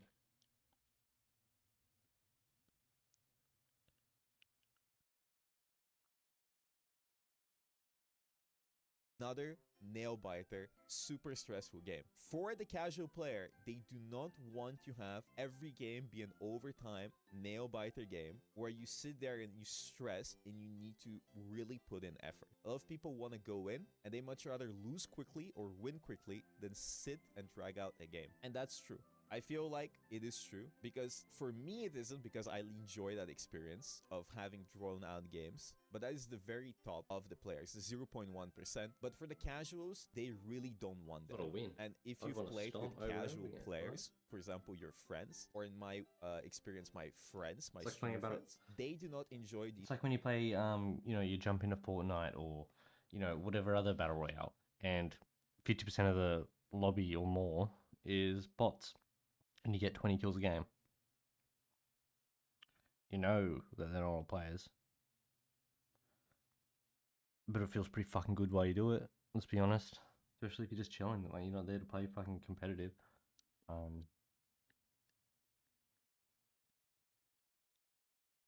I wonder, because it really does, it like splits the player base, right? When you have a competitive and a normal, like a quick match or whatever, should you only have the one thing everyone queue for? I don't know.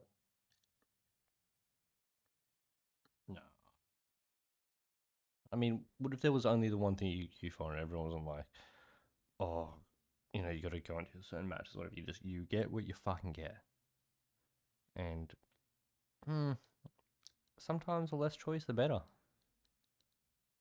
You just from the Steam page, you click play Marvel Rivals and it takes you straight into a game because you don't have to worry about all this other shit.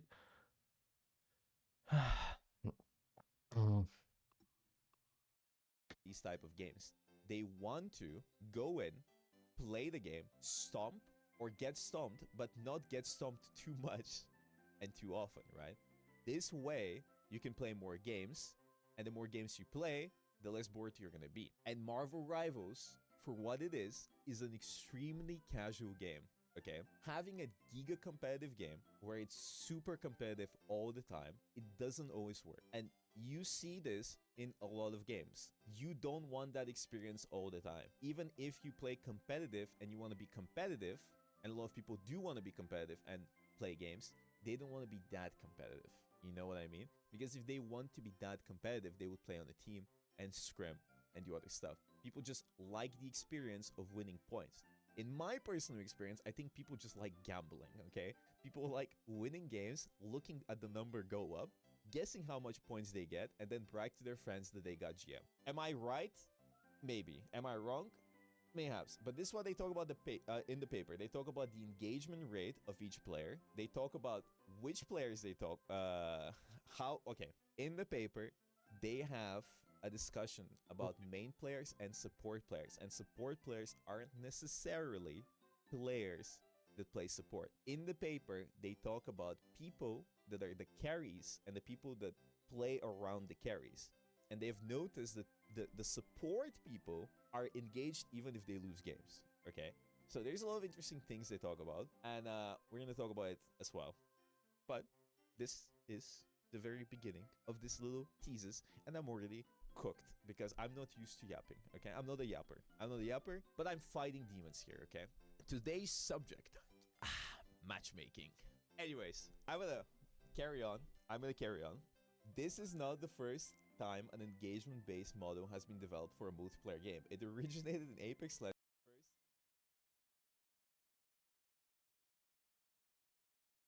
Sorry.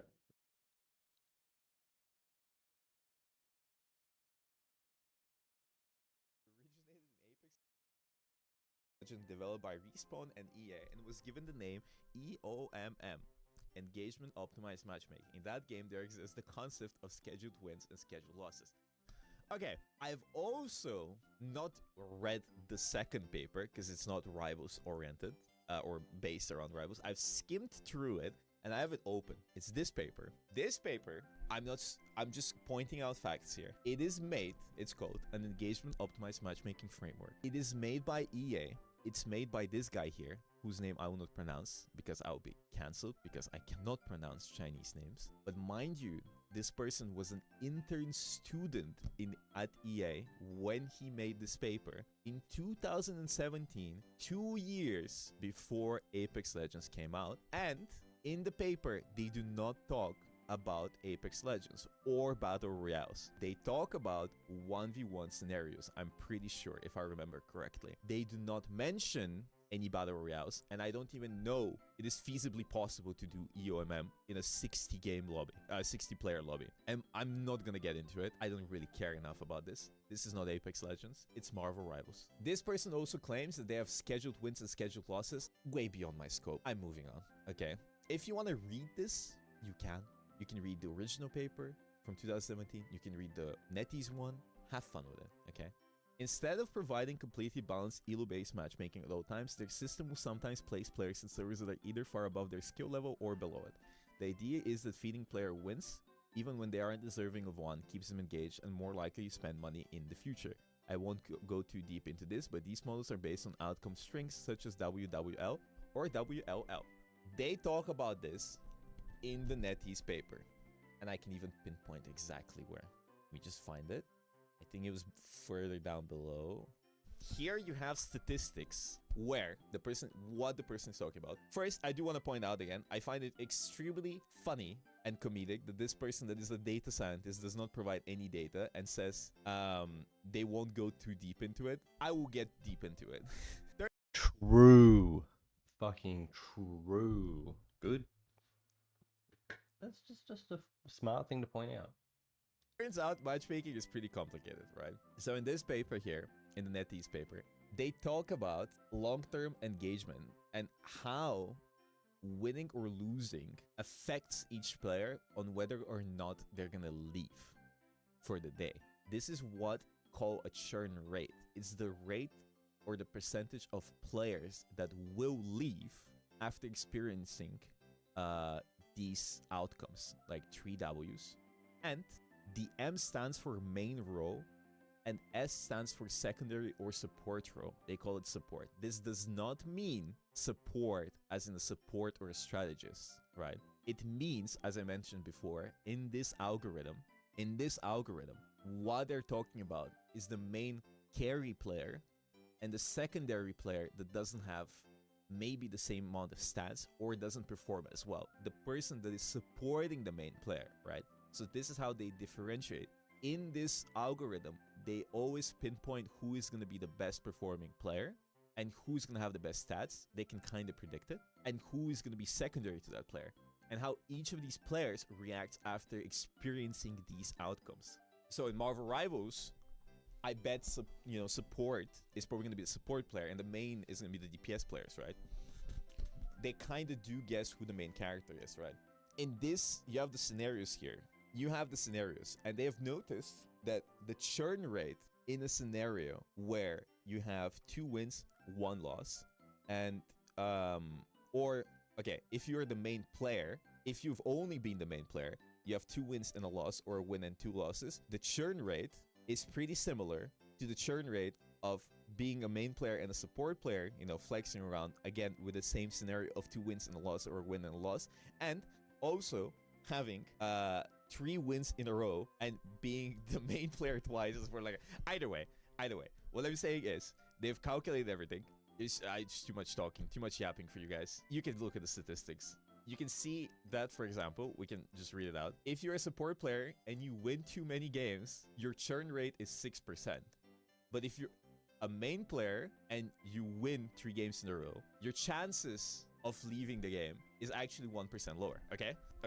So it's an interesting statistic from whatever they've tested this on. Turns out people that play support, even if they win a bunch, they are still more likely to leave the game because I guess they're less engaged, right? And you can also notice that if you're a main player and you win and you lose 3 times, the chances of you actually leaving, this is what I mean by churn rate, is significantly higher than if you have 3 losses as a support player or secondary player. I'm gonna call it secondary. Thank you so much.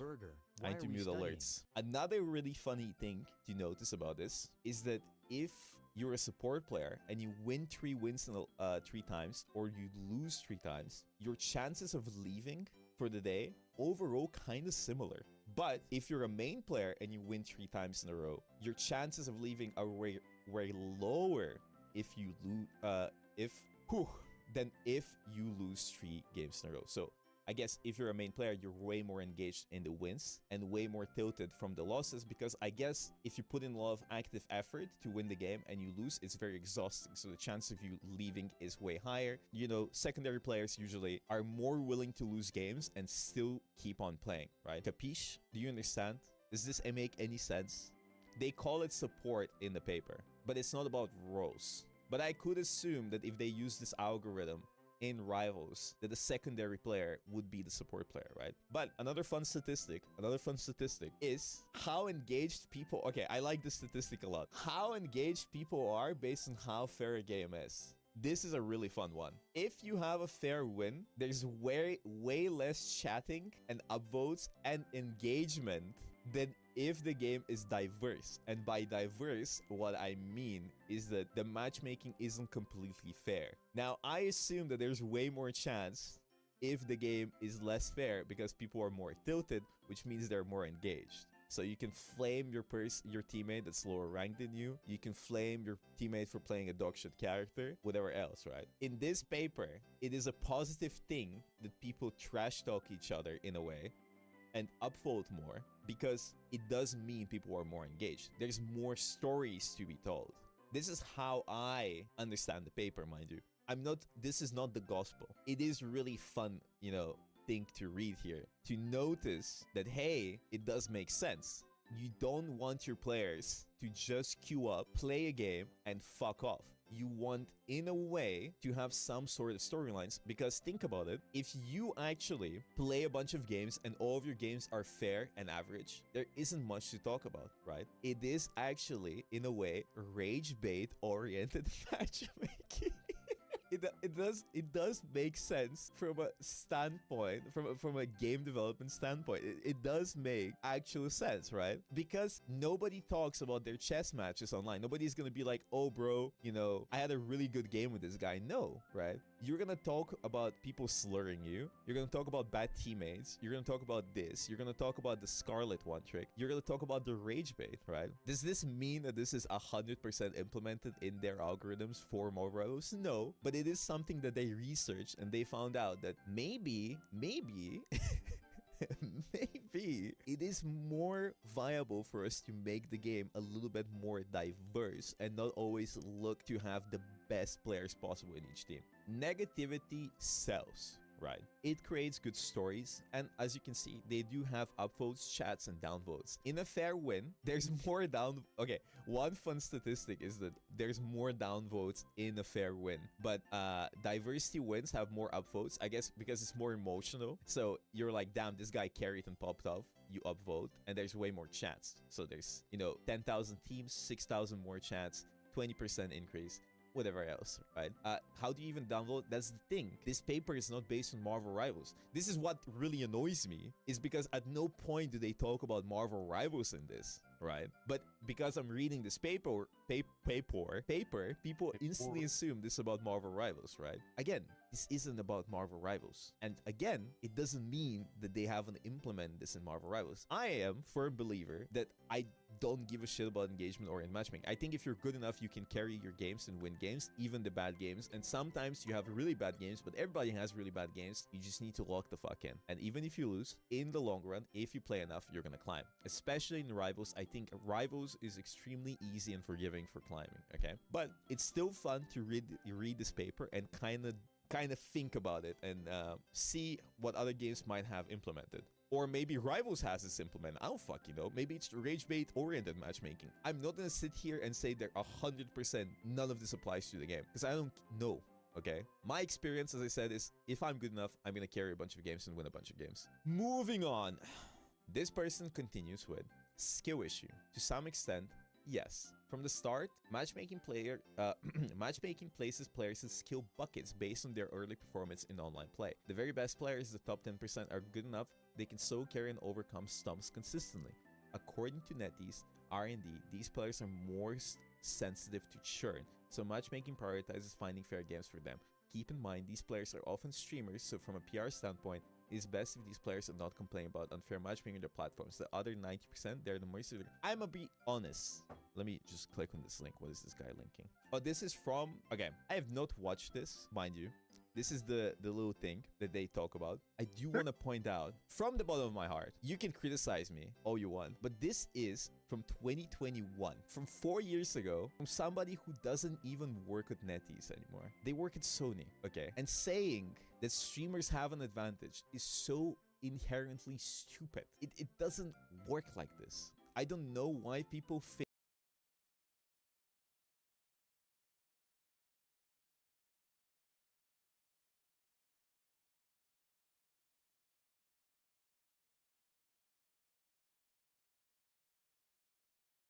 Well, I've been battling copyright strikes all day after trying to do a trailer reaction on Superman. It's kind of blown out the wind from my sails, a little deflated here. My plan was to do the trailer reaction with the boys and then my own scene-by-scene breakdown. I guess I'm going to film it, but I'm going to go ahead and cut all the sound and not play the trailer and kind of just play very, very frame by frame, almost still images in order to keep it, because I guess...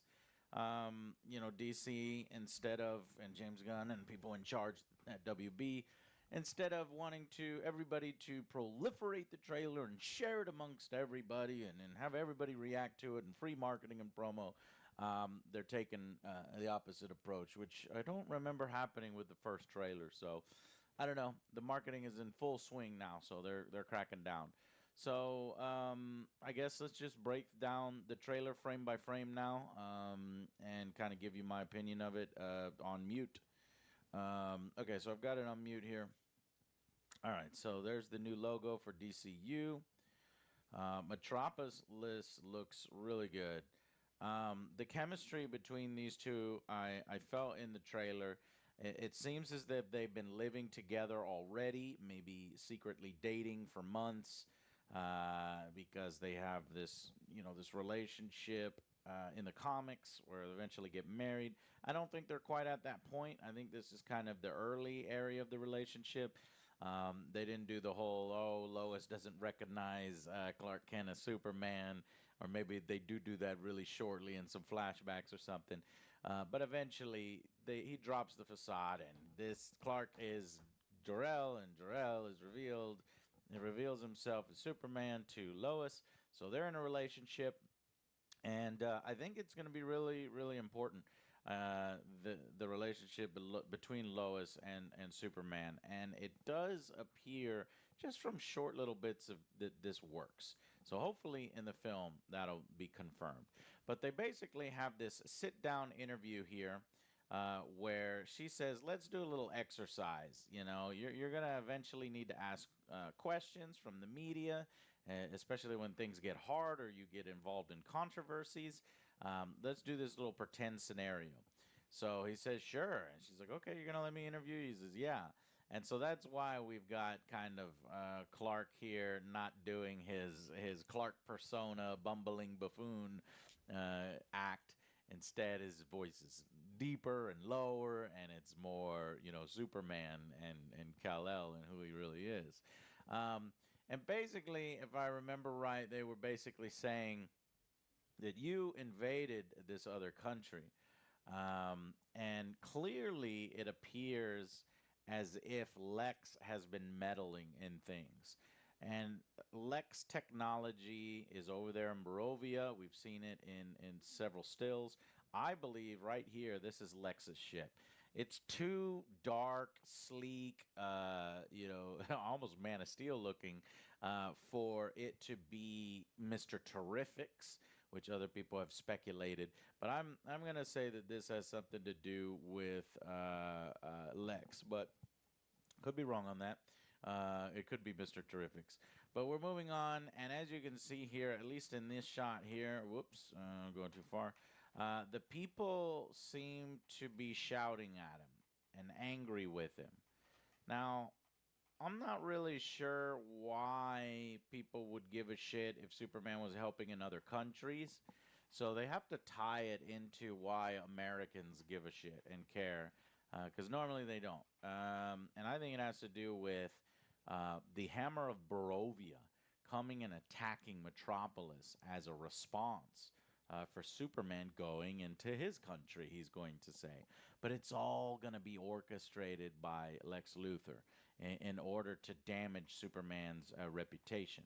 And so this is the fallout of that. This is where public opinion starts to turn on Superman after he thinks he's done a good thing.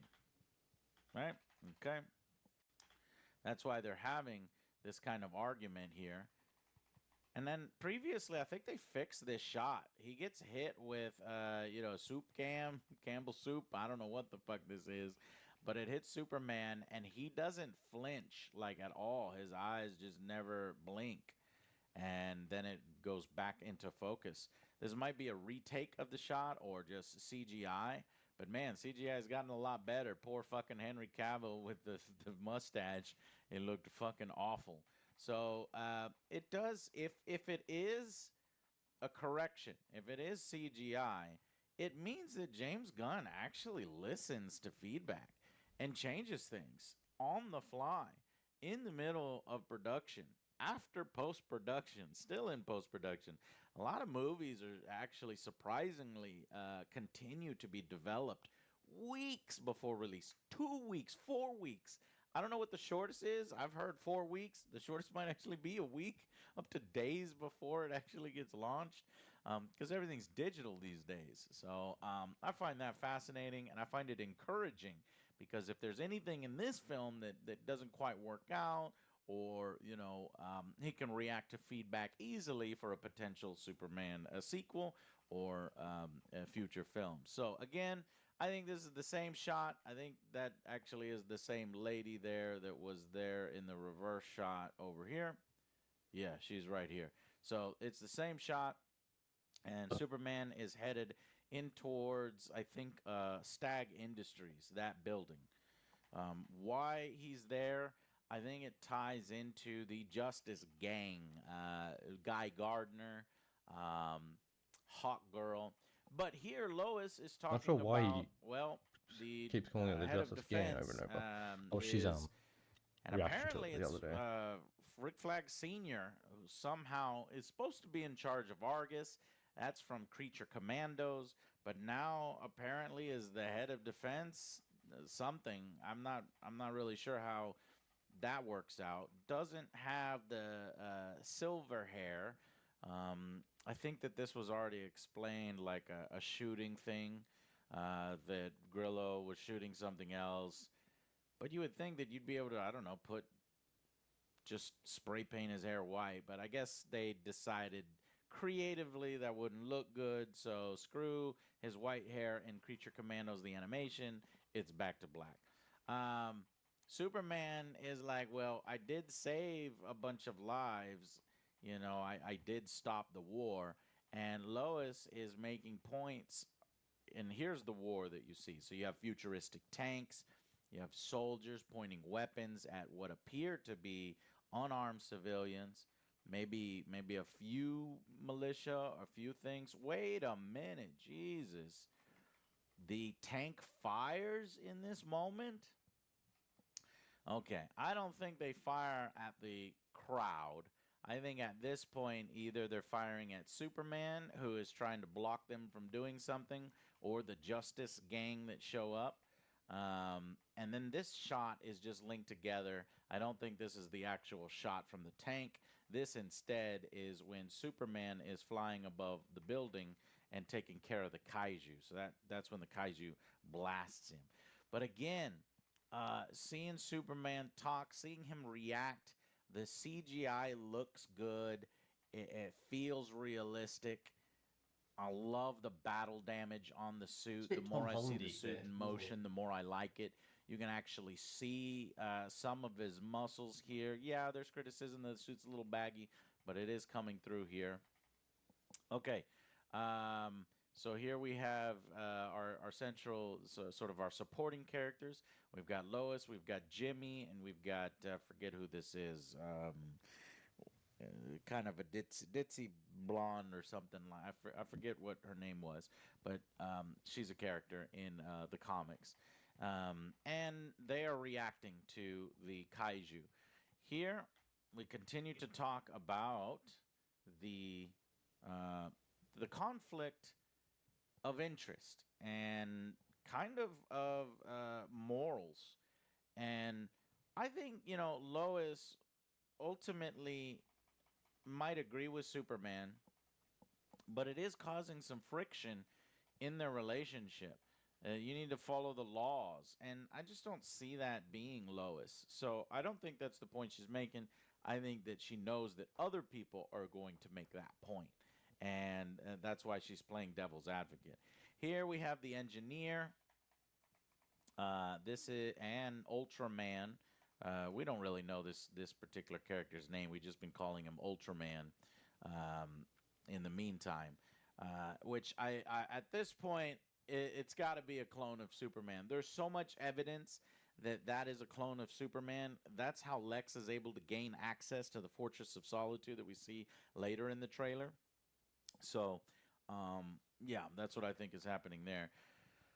Superman eventually gives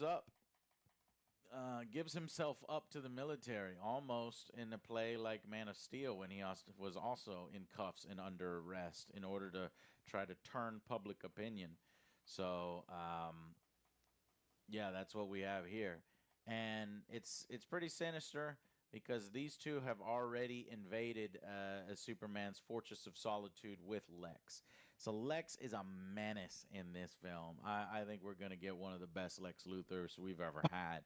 He's going to throw everything that he has at Superman, and that is essentially the primary villain of the film is Lex, and but the primary muscle that he uses is going to be Ultraman right here, with support from the engineer.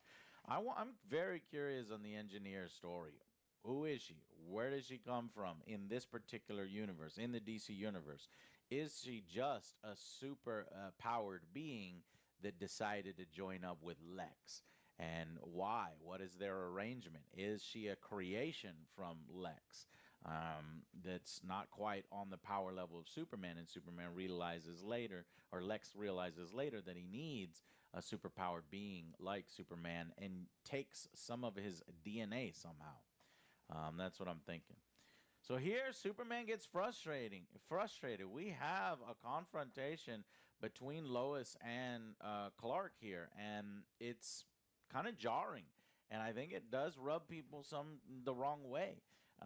But you can have an impassioned argument with each other, still love each other, and you know that's what's happening here. He's getting frustrated. I'm not the one being interviewed, son.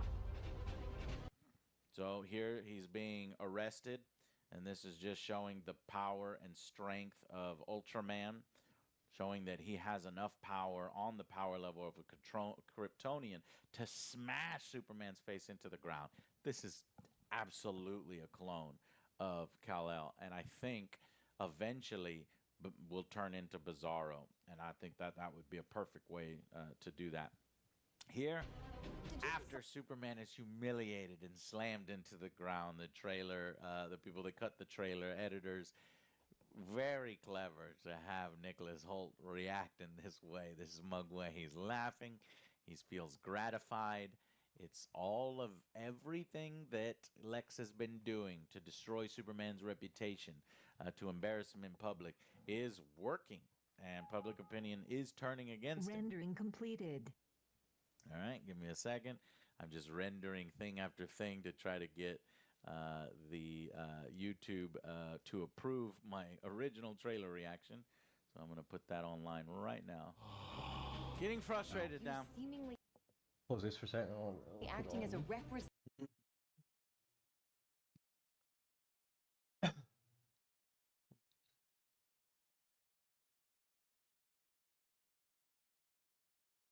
So listen, Judd needs some company while he's hanging out at the race. Okay, we'll do company. Yeah, we're almost there, don't worry.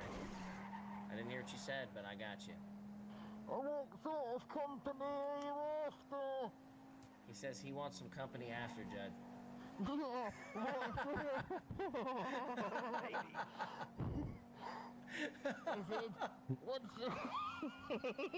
Yo, Rabbit Head, thanks for the 20 gift those, brother. Man, GTA sounds fun. Go back, be a racer.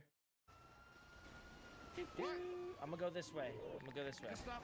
We're gonna get right. I'm gonna go this way It's like now. we're in a derby. I'm headed this way. Oh my God. I'm headed this way. Wait, back off. Check this out. Back Watch how off, fast I can wait. go when I do this, though. Oh yeah. When I do this. Hit it! Okay, tell him. Bam! See that? Bro, you're only gifted. Bro, I still gotta lose them, bro. Fast I can go when I do this. That was actually clean, huh? That was actually pretty clean. Oh yeah. When I do this. Hit it!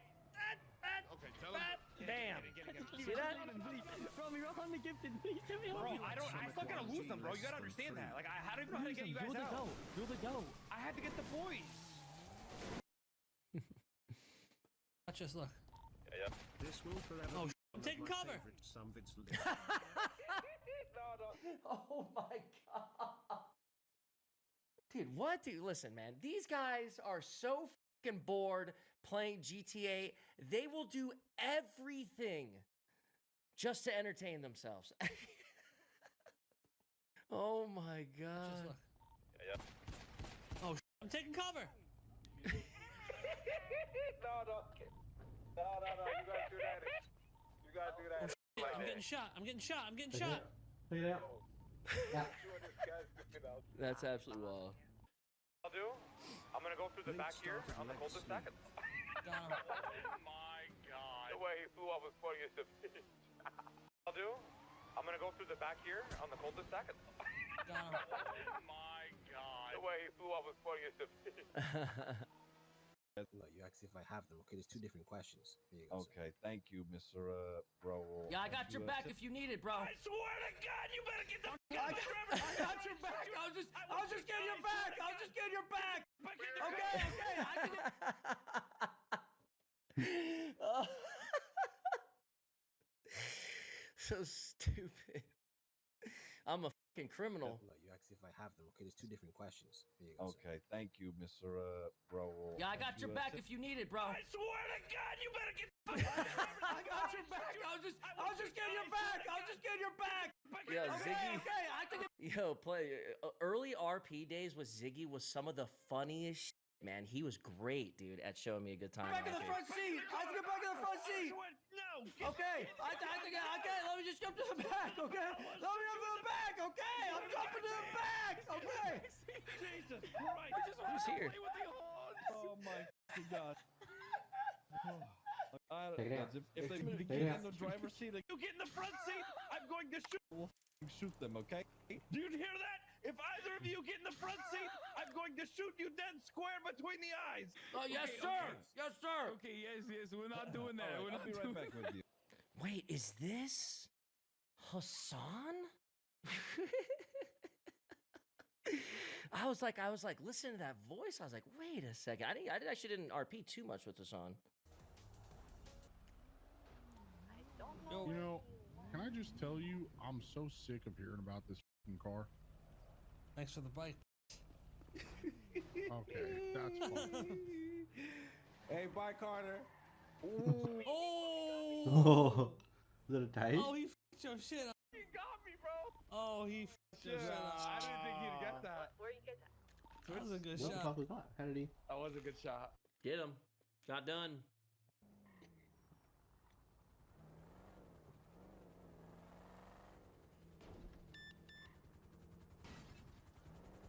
You bitch! We're getting shot at by two helicopters. They're chasing us westbound San Andreas. 7+1, 76. They pulled off. Stop. These guys will figure anything they can. Kellen's killing, brother. Oh, here they are. I would stand clear. We'll be fine. Think so? Good luck, my friend. Make it easy for them. I'll get closer. You scared?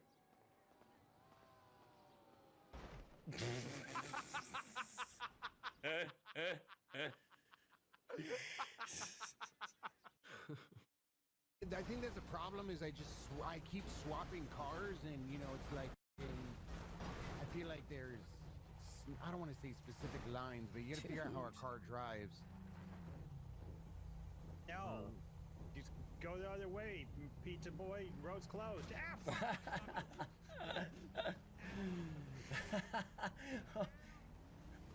I almost kidnapped Chester. All right, we're moving out. We're moving out now. No, Bobby. Oh my God! Let me in. Let me in. Let me in. When I get that car, leave the area. Oh my God! Oh my God! Don't get it. If you get in that car, I'm good. I'm gonna die. We're just Turismo. If you keep on ramming officers, it's gonna be open fire. Going for cuffs. Get in that car. I just ran over an officer. Yeah, there's a lot of chaos happening, man. Get out of here! Shots are fired. Be careful. Get cover. I'm gonna chase you out if you don't get out. Prodigy just needs to make it so you can't move your character. I'm almost. I got the ice.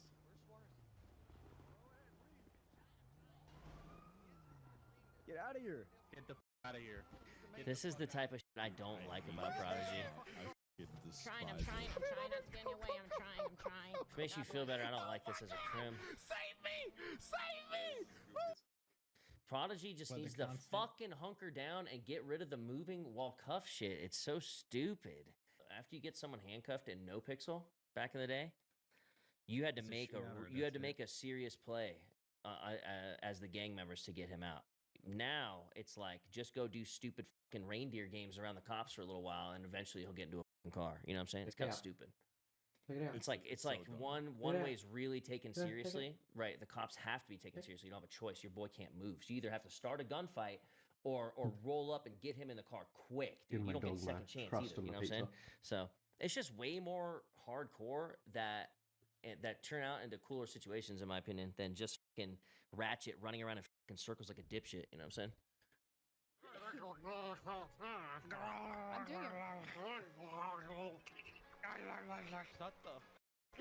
I actually thought Rami was talking. That wasn't Rami. I speak natural Rami, you know? I speak fluent Ramstein. I literally thought that was Rami talking.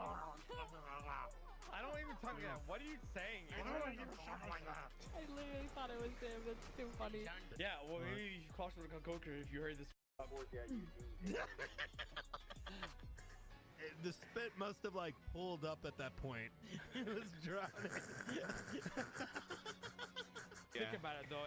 Listen, only the original, the 4 people who were thought of the Shadi on the top on the original 4 for the plan. What? What is that? What the f is he saying? Does anyone have any idea what the hell he just said there? I'm gonna talk to Chain. So I'm gonna when Chain wakes tomorrow. Yeah. Because let's be honest, if we're gonna, dude, Eddie, we'll take care. Wait, what? Yeah, you think we're thinking what's going on, Dean? Like, you like that, right? It's, I call it 36720 Tomahawk maneuver. Right? He and rob the shotgun off X. Dude, what way to end this book chapter is if we kill him with the gun that he told that we got off the guy that he pointed out for us. I have no clue what you just said. Behind me and the candidates that have been in the past are all just piggybacking off of what the foundation off of what the mayors that began the city laid the foundation. They're just piggybacking off of that foundation. I'm here to create a new foundation. All right, I'm here to set new trends. I'm here to hold more communication between the city. I'm here to also provide a gap. I'm here to bridge the gap between the PD and all the citizens of Los Santos as well. I'm here to provide a gap. Bridge the gap. I really No, I stay checking. Bobby, if you ain't walk Manhattan at 3 a.m., bro, you ain't valid. 3 a.m. So we're all just liars now. First of all, I want to thank everybody here for coming out. Shout out to Diamond Sportsbook, DLC Sports, everybody coming down. My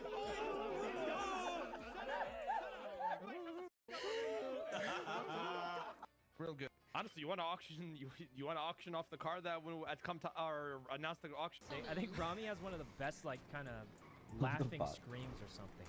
You guys know what I'm talking about? I don't know if you guys know what I'm talking about. He does this scream he does. That's like really iconic. Let's call Rami back. He's our boy. Hopefully he's not too busy. I wonder what he's calling about. He might be busy, guys. Rami, I got.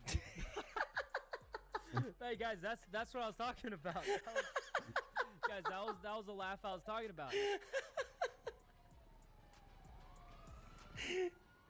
Right when he answers the phone.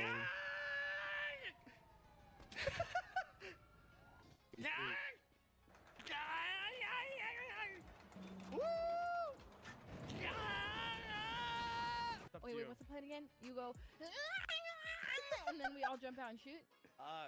Okay, I don't know. I don't think I sound exactly like that, but yeah, some kind of, yeah. Oh, he's getting... Oh! Boys, they're on me! They're near the gem sales! Gem sales! Gem sales! What? Boys, nobody watching the entrance, they're on gem sales! Go to gem sales now! Go to gem sales now! Go to Gem gem sales! Gem sales! Gem sales!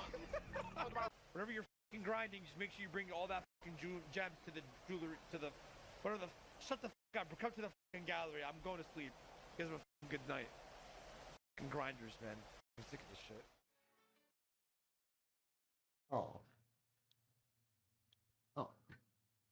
Meg didn't do the job. I wasn't representing anybody. And this highlights how Superman views the world. Is, you know, there's no borders. You know, humans are humans. You know, people are people.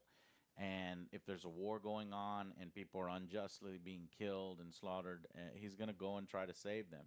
And that's the point he's making here. Now, we get the building destruction. This is really crazy because it's like, what can cause this amount of destruction? I don't think this is the kaiju. I think that this is more than likely either the battle between Superman and Ultraman, or Superman and the Hammer of Barovia, who I actually think, and who's about to be seen, I actually think that this is Lex himself inside the suit, a plant. A lot of people think it's Ultraman in the suit. It could be. I think it's could be a Ultraman in the suit, especially because we get heat vision. That almost confirms that it's Ultraman in the suit. But the reason why I say it Lex is because I think it's kind of a prototype. The suit is a prototype for Lex's battle suit that we've seen in the comics. So maybe after Ultraman wears it first and uses the eye laser attack, and then Ultraman is defeated, we'll see Lex take up the mantle or repair it and repaint it in his colors and use it in a possible sequel. So it has to be either the Ultraman battle or the Hammer of Barovia battle that causes this amount of destruction. But this is horrifying. This is a country scarring event. This would be remembered in history for a very long time. And this amount of destruction is something that could turn the public opinion against Superman. And it's almost a little poking. I'm getting a little worried because it almost feels like it's poking a little bit at Man of Steel. Directly addressing a lot of people's criticisms that there was no consequences for all of this destruction and people in the Man of Steel film, and Zack Snyder kind of forgot about that. And so James Gunn is going to directly highlight this in this particular scene. But in my opinion, that was never an issue. Most of the city had been evacuated by the time Superman was fighting, so I'm defending Man of Steel in that sense here. And plus, he was a new Superman on the block, and plus, when an alien fucking device comes down and 40 superpowered Kryptonians are attacking, you're gonna have collateral damage. You're going to have human loss of life. So, and we have Superman here. Good. Doing good. I was trying to do good. And that's what we have, him protecting a child. This is one of my favorite shots. We've seen it so much, I worry that it's going to lose impact in the film, and that's why it's like I don't want to see any more trailers. After this trailer, I don't want to see too many more trailers because I don't want stuff ruined. Myself in the same situation and boom, here you go. Here's the fight between the Hammer of Barovia. So I'm either this is an ability of the suit, and Lex is in here. Or this is more likely Ultraman, who is a clone of Superman, using Superman's heat vision, and he is inside the suit in disguise. But it's actually a cool-looking suit. I like this symbol, the Superman symbol here. This symbol here kind of reminds me of Nuclear Man and the fight between Nuclear Man and Superman. So we're going to have these two superpowered beings fighting. And I really like that they're not afraid to show off color, show off lighting. Fighting in the daylight, in the sun. A lot of times these things will hide CGI in very dark environments, and that's not what's happening here. So we're having a mixture of CGI, we're having a mixture of live action practical with him on wire work, and I think it looks good. It does look comic book, it does look hokey. Some people are going to take a look at this suit and say that thing looks fucking stupid. Doesn't look as cool as the armor that Zod is wearing and Ursa in Man of Steel. And I'd agree, but I'd say this is a completely different thing. This is seriously comic book. And that's the thing that kind of has me most worried, is that this is a true comic book movie coming to life. You wouldn't choose Metamorpho, a man with 4 different quadrants on his body of different elements, that looks hokey as fuck. Your average person is going to be like, wow, that right there, it looks realistic, and this is our world brought to life. It's clearly comic books choosing that character specifically to put in the film, I respect that. I'm gonna take a look at, let's see, 18 minutes left to check. Oh my god, this is so frustrating to try to get this trailer done. I've been at this for 5 hours. Just to show you a little bit here, look. Checking. So Superman, checks are still running, checks are still running, checks are still running. Those usually turn into copyright claims. Okay, this is why I'm having trouble. Okay, so here we go. Back to this breakdown, frame by frame. I don't think this will get claimed. We're going to die! Then he kind of loses his cool here, you know, but it's an intense moment. It's an emotional moment. Please don't yell at Lois, but this is the direction that we have chosen. And he's trying to make his case. I really like the Superman falling out of the sky and how good it looks. It really has this kind of GoPro cam look to it, and where it's hard to tell what was happening in, some of the Zack Snyder stuff where he's punching things over and over in the sky because it was moving so fast. Everything translates pretty well here. Slams into the ground. An emotional moment. Love this guy coming over here and saying Superman and helping him up. I do. So I think it's kind of hokey, this little thing right here, putting water. That's like, all right, the set designer is getting a little creative. Okay, I want to put a little thing right here. But whatever. But it reminds me of the death of Superman when Doomsday just takes him out. Is looking like this. But this is an excellent way of showing Superman, just an average person who is a Superman supporter in this time where there are clearly lines being drawn. Either you're with Lex and you believe that Superman is this menace. And I think, speaking of comic books, I guarantee this is straight out of the fucking comics, guys. Seriously, look. This is what I think is happening. Originally, it's going to be Superman All-Star, which this isn't Superman All-Star. I lent my copy out. But it's a mix of Superman All-Star and Superman Birthright, where Lex essentially tricks people into thinking that Superman is a bad guy and he is invading with Kryptonian kaijus. In that comic, he has Kryptonian kaijus. He puts a big Superman logo on these ships that are invading, and people are like, holy fuck, Superman is a bad guy. That's what's happening here. There's a kaiju in this film. There's no other fucking reason. It has to be a Lex plot in order to damage Superman and paint him in this way. And so what you have here is this plot line where some people really believe in Superman and support Superman, and I love that this guy comes to help him. And this is probably in the battle. I'm hoping that this may be in the battle with the kaiju, because I'm thinking that this could also be the Hammer of Barovia fight as well. But in any case, here. Hey, buddy, eyes up here.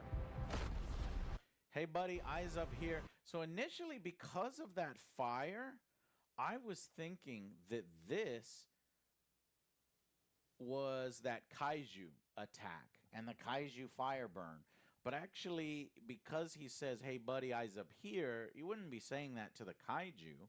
Another supporting piece of evidence that this isn't the battle at kaiju and he's talking to either the Hammer of Barovia or Ultraman, this monster clone of him, is the fact that when he flies up, it's the Justice League building. So, or the Justice Gang building. So this could be, oh no, that's probably evidence that it is the kaiju. I just don't know why he would say, hey buddy, look here, and he flies up, and then he's gonna power bomb the fucking kaiju. The reason why I say it's a kaiju is because you have the Justice Gang, and they come and show up later on in the trailer. We'll try to look at the the lighting and the environment to see if it's the same. But I think the Justice Gang show up, Guy Gardner, Mr. Terrific, Hawk Girl, to take care of the kaiju in a different way than Superman, and that's why Superman is going to try to take care of it. And he has a different idea. At least that's what I'm thinking. So, all right, so we're flying up. And I think this is where Superman is just going really high, and then he's going to come right back down and do a bit of a power bomb. Okay, Fortress of Solitude again. Only this time you see Lex and a person following Lex. This is straight out of Superman, Christopher Reeve, Superman, where Gene Hackman's Lex is always having his girlfriend with him. So Gene Hackman, that Lex, brought his girlfriend when he went to the Fortress of Solitude, and you'll see that happens again here. So a lot of throwbacks to what came before. Okay, this is the engineer. This is the one character that I'm like, I am suspect on. I know she's just a bruiser. She's just basically this version's Fiora. But I like Fiora, who is, you know, the female Kryptonian alongside Zod. But she's got some interesting powers here, man. She's essentially like a Terminator T-1000 that can kind of change her composition, liquid metal. And again, comic book, so you've got Krypto saying, get the fuck out of here. See, she just looks so weird, man. Ooh, get the weird, she's going crazy, man. This bitch is weird. And she's going to kill all of Superman's helpers and robots. And some amazing looking effects. These are practical robots. And Lex just walking through. And this is what I said, his girlfriend. Tessa Maker, Tess something. I forget her name. Miss Tessa Bacher, Tessa Maker. But we do see her again, and I think she's going to factor into the film, because why would he bring her to this? I know Lex is vain. I know Lex, you know, is like taking your girlfriend out on a date or something. He's power flexing here. But here, the CGI doesn't look too good here. This looks like 100% CGI. And it may just be because this chick looks hokey, man. She looks like weird. So this, I hope they improve on that. Because it doesn't really make a whole lot of sense. Okay. I guess he bites. It looks to me like he bites her on the right side of her face. No, the left side. Left side of her face. And then when she gets tossed over and gets back up, the left side of her face is fine. So maybe the shot is reversed in the film, because then you can see that her face is damaged. She's almost looking robotic under there, but I think it is maybe liquid metal. So that was from Krypto's claw or either his bite. Now, you have to be very careful with how you handle Krypto. I feel like Krypto, defending the Fortress of Solitude, he could easily take care of a bunch of intruders. These are higher level intruders. Lex versus Krypto, who do you think is going to win? Comic books, Lex, but Krypto should, at this point, Krypto should fucking scare the shit out of Lex and Engineer. But he's like, you know, defending the Fortress of Solitude as a loyal dog would. But you got to be careful, because you can't beat up the dog. That's going to be, you know, very bad for your audience. You're going to make huge enemies, which may be the point. If Engineer is harming this dog, we're going to be fucking pissed at her. Everybody's going to hate her, which is fine. But I don't want to see, how are they going to knock out Krypto and neutralize him? He's a threat. So I think that this has to do with Lex. He's probably going to use some method of teleporting Krypto into this pocket dimension, into this area that Superman is in. These container boxes that we've seen that Lex is using to imprison people. I think he's going to end up.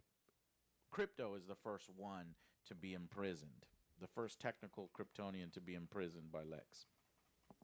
And I think this happens relatively early because in order for Lex to try to frame Superman on the level and make it work in this way, he's broken into the Fortress of Solitude. There's a reason why the plot would have him here, and it's not just this, lollygagging thing where Superman can't go home and heal. No, this has more implications. This is probably where he's getting the DNA that he needs to in order to make a Superman clone, because if I remember right, we don't see Ultraman here. Ultraman is not a part of the way in. It is only Lex and the engineer. And then his girlfriend. So that's, how the fuck is he going to do that? Because the doors are only supposed to open for Kryptonians. I originally thought that Ultraman was with them, and that makes sense because he's a fucking clone, so the door reads the Kryptonian DNA and lets him in. But it appears maybe that's out of order. And then he uses this early opportunity to either create Ultraman or frame Superman in some way by using actual evidence or something in the Fortress of Solitude. So we get a quick shot of what I feel is this Lex prison. And it has to be in some kind of other realm. We've seen this pocket dimension used before in Peacemaker Season 1. That's the first time we've seen a pocket dimension. And that's James Gunn's project. So I guarantee you that's going to continue on here. I can't really make out who these other people are. What's interesting to me is there's so much light. There's a lot of light going on emanating from these people, like they're all holding lamps or something. I'm so confused. I don't know what this is.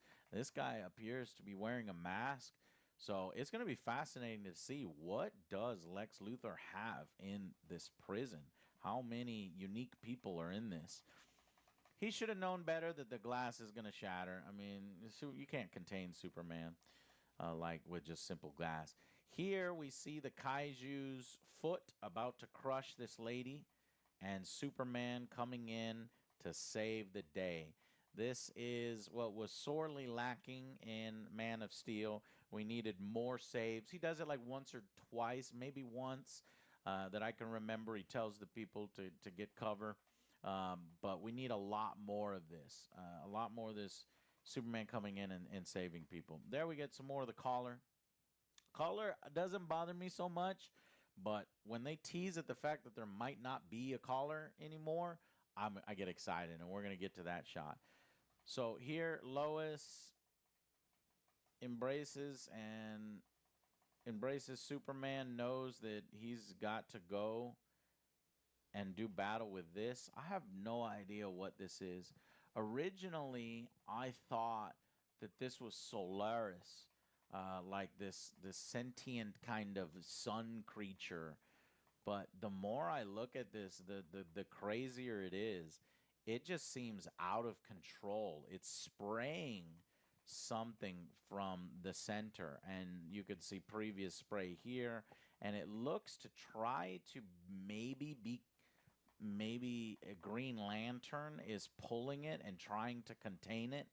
So yet another thing in the film. I think these are all Lex Luthor things. Just throwing thing after thing against Superman. And it's not, a completely new plot where an alien visits the planet. You would save that for another, another film. So it has to be another Lex Luthor thing. Okay, and here we get some flashbacks of cute little Clark Kent, Superboy, running to hug his dad. You can tell it's his dad because he's got hair. He doesn't have a lot of white, and and this like home movies. So that's gonna be cool. You really got to play up the family sense, and I think that's in here. So we get Paul Kent, Superman, talking. Who you are? And he said, show the world who you are. He's supporting his son. And he's saying, you want to go out there and save people no matter what, no matter if, you know, the laws say that you can't save somebody, or, you know, the country borders this and that, or it's, you know, the difficult thing to do. You just have to be who you are. Show them who you are, and then everybody else will be inspired by it. And that is the core of Superman. So I think they understand that. Done so much better. Joe and Alex made fun of it when Paul Kent says, no, don't save me. We want you to hide yourself. I hated that version of Paul Kent. The Paul Kent that says, don't be yourself, you know, then because it's the world won't accept you. I like this version of Paul, that it's like, embrace who you are, and that's your true potential. Woo! All right, next. Frame by frame breakdown. Here we go. Mr. Terrific, man, he's got a cool-ass fucking suit. It might just be because I like black, red, and white. You know me. I like his technology. His technology is clean. It's sleek. Clearly, he's one of the smartest guys out there. Love the jacket. Straight out of the comic book look. I knew this ship was. We've seen this in the other breakdown, and I knew it was Mr. Fantastic ship. So that's really cool. And then he gets his own moment here. He seems to be fighting with some of Lex's soldiers, and that's the purple and green. So this might be after he convinces some of the Justice gang here to fight on Superman's side. Unsure who this is. Maybe Lois. The clothing looks kind of different. Here we get another shot of Lex, you know, lamenting how everybody is obsessed with this Superman. And he's just looking wild. Love the bald head. The eyes are so piercing. It's like, did they give this man contacts? He's just, I think this is going to be a special Lex. And not special as in shoving Jolly Ranchers in people's mouths.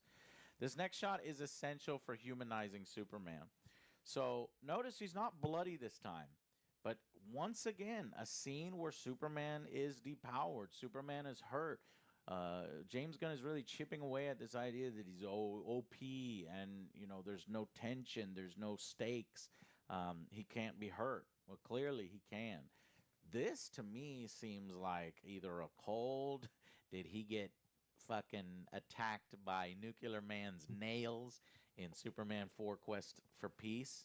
Or is he just fucking tired? He does look a little dirty. Oh, wow, Lois brought him back to his childhood home. So this is something serious, and she's worried. He's got that worried look in his eyes. So maybe kryptonite poisoning, but love it. It's not a man. He has both people in his life, his Pa and Ma, and I like that. And it doesn't look like one of them die. Maybe one of them dies in the film. I think it would be cool if they survive to the end. And apparently James Gunn says there's more humble beginnings here. This is like a double wide trailer. They don't live in this like opulent, you know, farmhouse. They're just making ends meet. And I think that also helps to say that there's not this godlike figure with immense power and stuff. So, man, the trailer is still checks running. I guess I'm just going to put up the trailer regardless. If it flags it, it flags it. I'll re-upload it later once I'm finished filming this. But, yeah, okay, so soldiers again here. Notice we have Metamorpho. I was like, how are the soldiers able to kick his ass? And it's simply because Metamorpho has created kryptonite. He's using kryptonite, a kryptonite fist. But Metamorpho's reactions here, he seems scared. He seems scared of these soldiers. He seems timid. So weird and curious to me. I don't know who this figure is that's just ominously watching. Here, this looks like Miss Tenenbacher. So Lex at some point puts his fucking girlfriend in prison. Says, all right, I'm done with you. Puts her in the fucking pocket dimension. His assistant. Maybe she learned too much. Maybe she tried to join Superman at some point. He betrayed her in some way. And And as a result of betraying Lex, he's gonna put you in prison. And the reason why I think it's a pocket dimension is just this. There's just this scale, this immensity. Like, where is this? And it's also kind of in darkness. So that's definitely what I think is going on here. And damn, they are fucking him up. And I don't understand. And there she is. I don't understand why Metamorpho is helping this along. It's terrible. So I tried to figure out what this shot was. I was thinking this shot might actually be after those buildings fall, since there's so much debris and dust. And some people were speculating that, you know, this might be a different suit. People clearly desperately want there to be a second suit. I do too, but don't get your hopes up. Don't be disappointed there's not a second suit. I don't think there is. But they were saying you can kind of see skin if you zoomed in, so he doesn't have the collar here, but that may actually just be the sunlight reflecting off of him. Okay, here's the scene that I was telling you about, that we get Guy Gardner, we get Hawk Girl, and we get Mr. Terrific. Despite their uniforms being similar, I think that, and being not that great, I hope they do eventually get their own uniforms. They probably won't. This is probably what they look like. But maybe, again, from feedback that James Gunn receives, we could see something in the future. Because they are clearly on a team of some sort. So there's already a Justice League. I don't know why there's rumors of this Justice Gang. I don't see the G. I've said that over and over. This does seem like Justice League. Hell, if you want to say that, then that's an I, Justice League International. There you go. But that wouldn't tie into the country plot where, you know, Superman's meddling in other countries. So, but maybe they could turn into Justice League International after they agree with Superman that superheroes should help everybody in the world, and they shouldn't just be exclusive to corporations, rich people, or certain countries. So I don't know. But I like it. It's cool.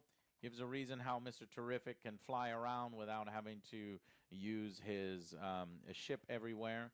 Again, we get the kid here. There's some kind of war going on, and maybe they do fire at the people because we have some explosions here. Eventually, they try to disperse the crowd. Here we have the engineer again. The engineer is looking crazier and crazier. This is just the hokey, man. The little jetpack, little two-tube jetpack. She beat the hell out of Mr. Terrific. This is going to be a great action scene. So at some point, they try to join Superman in the final battle. And then she's got these crystals and liquid metal growing from her hair. She's using all sorts of attacks on Superman. So originally, I thought it was just Ultraman fighting Superman here. But it is going to be Lex's last stand, where he's using Ultraman and the engineer to stop Superman. And we have Metropolis Meteors is the team here. But I can't figure this one out.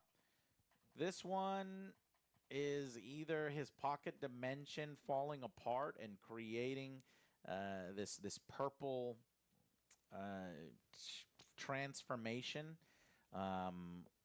or what? I don't know. Shit falling apart is what I feel like, because the very next shot, Lex is losing it. Like he's falling apart. So maybe that's a clever sign of what's to come.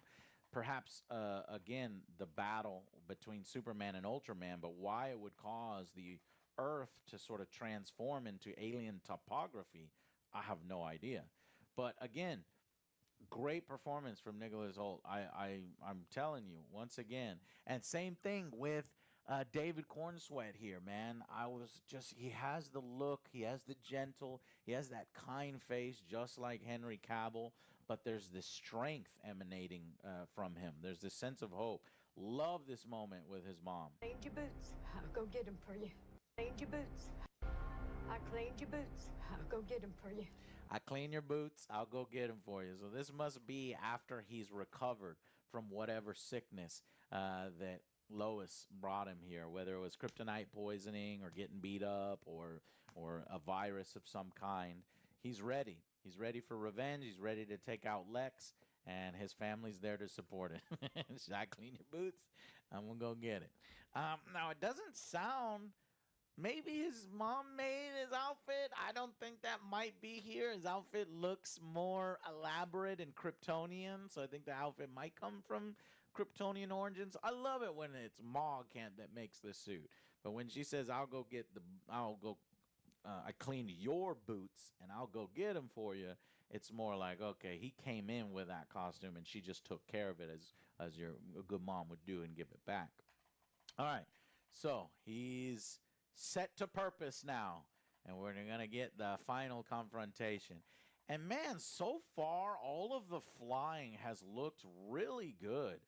It's a different style and look, and I understand how people say it looks kind of weird because his head is really out in front, but I think it looks better than, Black Adam, that kind of meme that people have been showing off.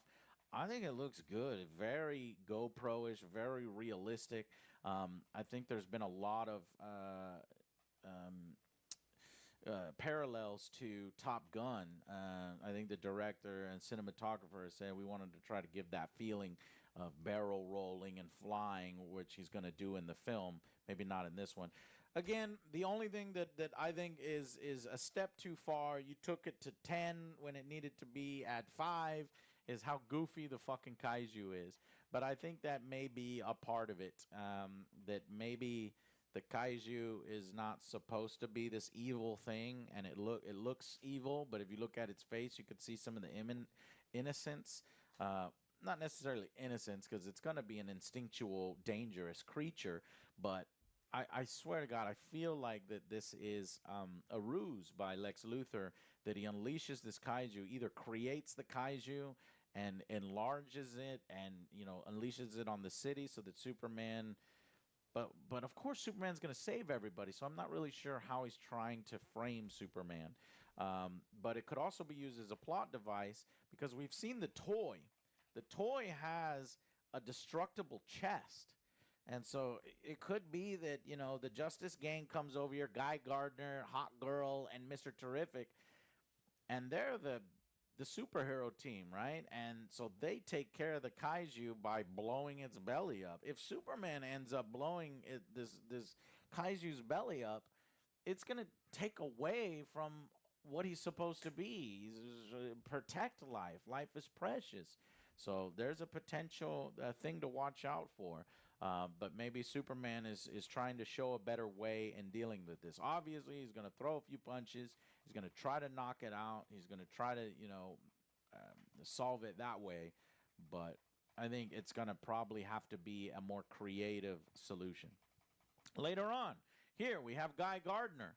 Now, what's interesting here is Guy Gardner is actually helping Superman. Because we know Superman said, I went and I stopped this war.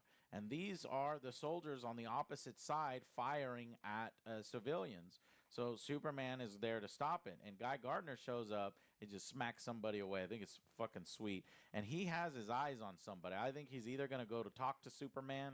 Maybe they tried to fire at Guy Gardner, and Guy's like trying to talk Superman down. Hey, you can't go around all these countries doing this. It's not how you do things. And Superman's like, why not? It just saved people. And that's the thing. Or Superman, by this time in the film, has already convinced the Justice Gang and turned them into Justice League International to help him with this. But I think it's probably the former. Here we get this scene where she bursts through the window. We've seen this scene from a different angle as well. And she is fucking pissed. And initially, I thought that this was Maxwell Lord. But it does look like they're hiding the face and blurring the face intentionally. I think in the film, you're actually going to be able to see who this is. So that's kind of clumsy that they just like blur the face old school style. But I think I finally figured this out. If you look at the white hair, I think that this is Simon Stagg from Stagg Industries. So it could be that they are still corporate. They're working for the corporations, and eventually Hot Girl and Guy Gardner think he's full of shit. So maybe it's Stagg that is in charge of the corporate version of the Justice Gang, because you see how his hair is kind of pointy like that. And I think that's what we're actually witnessing here with that white hair in a triangular shape. So he is taken care of by the end of the film, Simon Stagg, and they are broken free of his control. And instead, that's how we get the scene in Peacemaker 2, where Maxwell Lord takes over as a good guy, not the villain Maxwell Lord, but the good guy who helps form the Justice League International, or an early version of the Justice League, who will help fight injustice across the world, across international, not just the United States. And their first members are Guy Gardner, Hawk Girl, and Mr. Terrific. So I think that's how that ties in there. We have Superman and Jimmy just, having fun, being best friends. It's fun. And he's acting like he's getting it. I don't know what that's all about, but I like it. Here we have Miss Tenenbacher, and she... Eve Tessmacher. That's what I was trying to get at. Okay, I finally got her name. Tessmacher, the girlfriend of Lex Luthor. And in this instance, he brings his girlfriend everywhere. It's a fucking flex. He's got the hot girl, and but her brain not too bright. All she cares about social media and Instagram. She's gonna be an airhead, and but she is loving this. This is Lex's plan unfolding, and the ruination of Superman's reputation. And so Lex and her are enjoying it from the Luthor Corp Tower. And, as the Hammer of Barovia creates a bunch of destruction, this is that shot we saw before where he's, kind of cutting into that building. And Superman shows up to stop him, which I think is going to cause quite a bit of destruction and create the problem. So here it looks like that's the engineer. Maybe she is transformed into this liquid metal powder, and the battle continues. This over here is super interesting. I like this. It feels like a pool or a portal.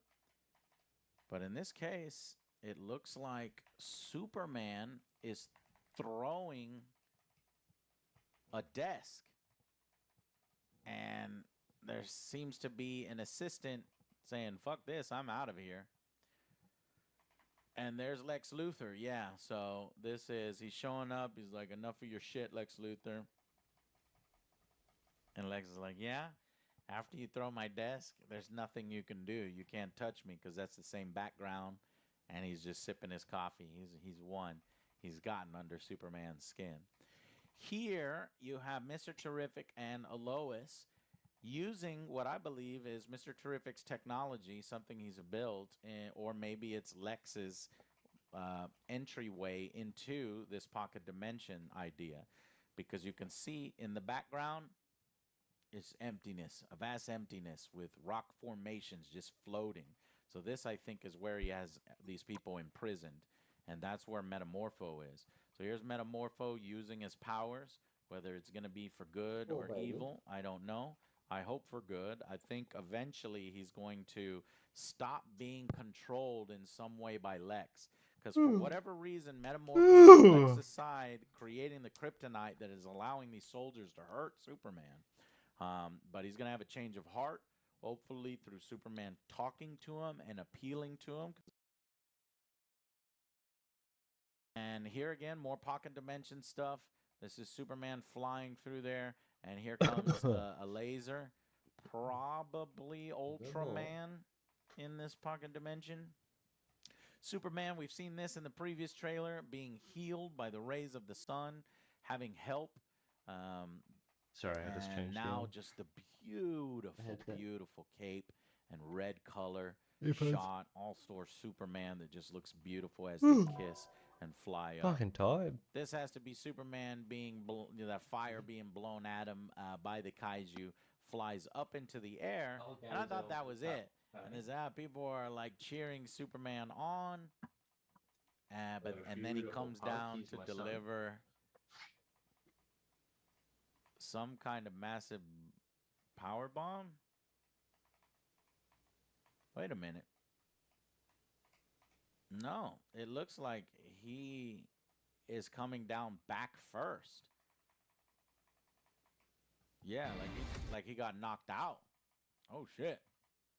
Okay, that might be that same shot where he fell from the sky. So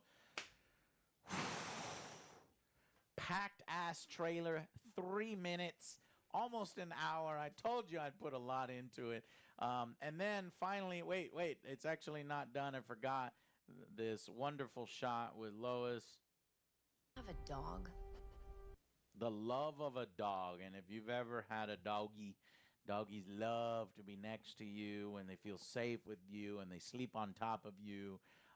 And that's exactly what's happening here. I just fucking love it. Well fucking done.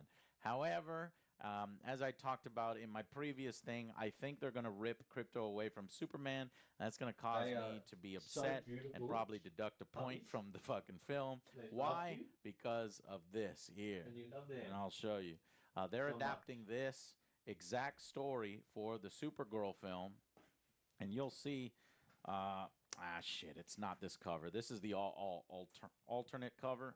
Let me see if sometimes in the back of these they have the covers of the other alternate versions.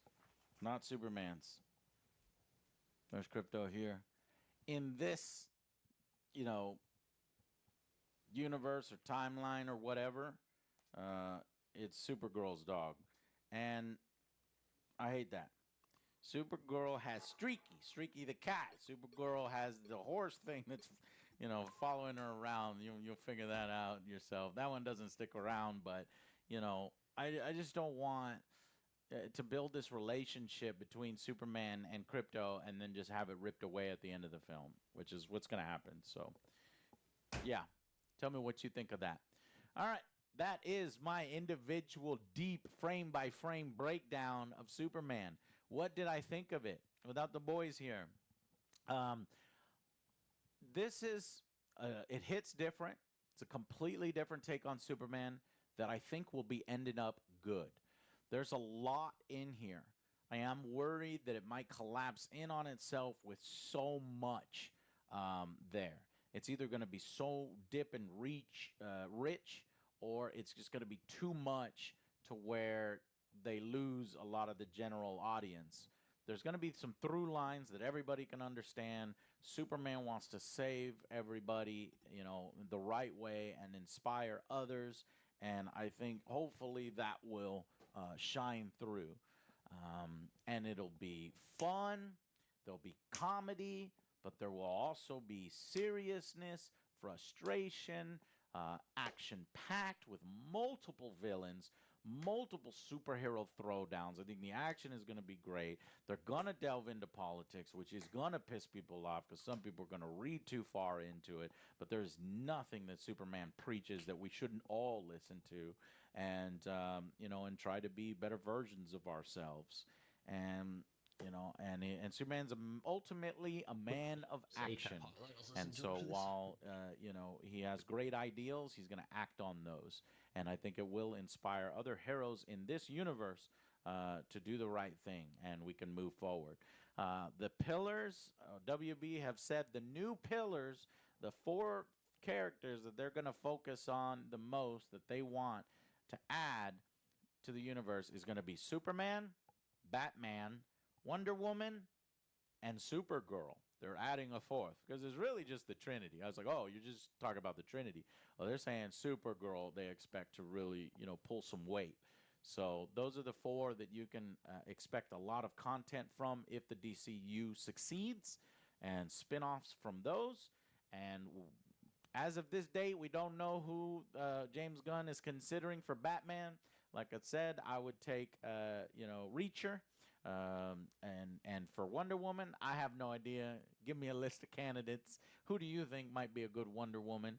But I'm excited for Superman. It's now, 2 months away? So we are imminent here. 60 days, something like that. And I can't wait. But I don't want to be spoiled too much. I feel like if I watch 17 more trailers, then when I see it in theater, it's going to be less impactful. And I'm jealous of those who are just going in completely blind and hasn't seen a lot. But anyways, if you're a big Superman fan with me, it's just a good problem to have. Superman is back, baby, and I'm excited. So I liked it a lot. I hope you guys did too. Do I think it's going to be divisive? Yes. Do I think it's going to be good? Yes. It is a much different version of Superman that's far closer to the comics and filling that little niche. We've had the realistic take on Superman. We've had the serious take on Superman that is inspired by comics with the Christopher stuff. And now it's time to get, and then we've had the CW, Superman and Lois and family-oriented stuff and raising kids and stuff. And we've had the television Supermans, Lois and Clark and Smallville, and expanding that out. I think it's now time to see what the comics version of Superman is, with all the wacky multicolored villains and the craziness and the hyper reality of comics. I think it'll be interesting. So thank you so much, and I will see you guys on the next Angry Joe Show. Bye, guys. And the crazy thing is, this will probably be approved to go up even sooner, since I don't play the trailer, than waiting for my original trailer reaction to finish. All right, anyways, I'll see you guys on the next Angry Joe Show. I'll continue to look up of creative ways on how to get around this and get these things up faster, because it's blown out my whole day. All right, I'll see you on the next one. Bye, guys.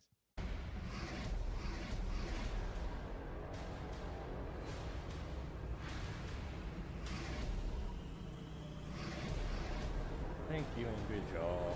Thank you.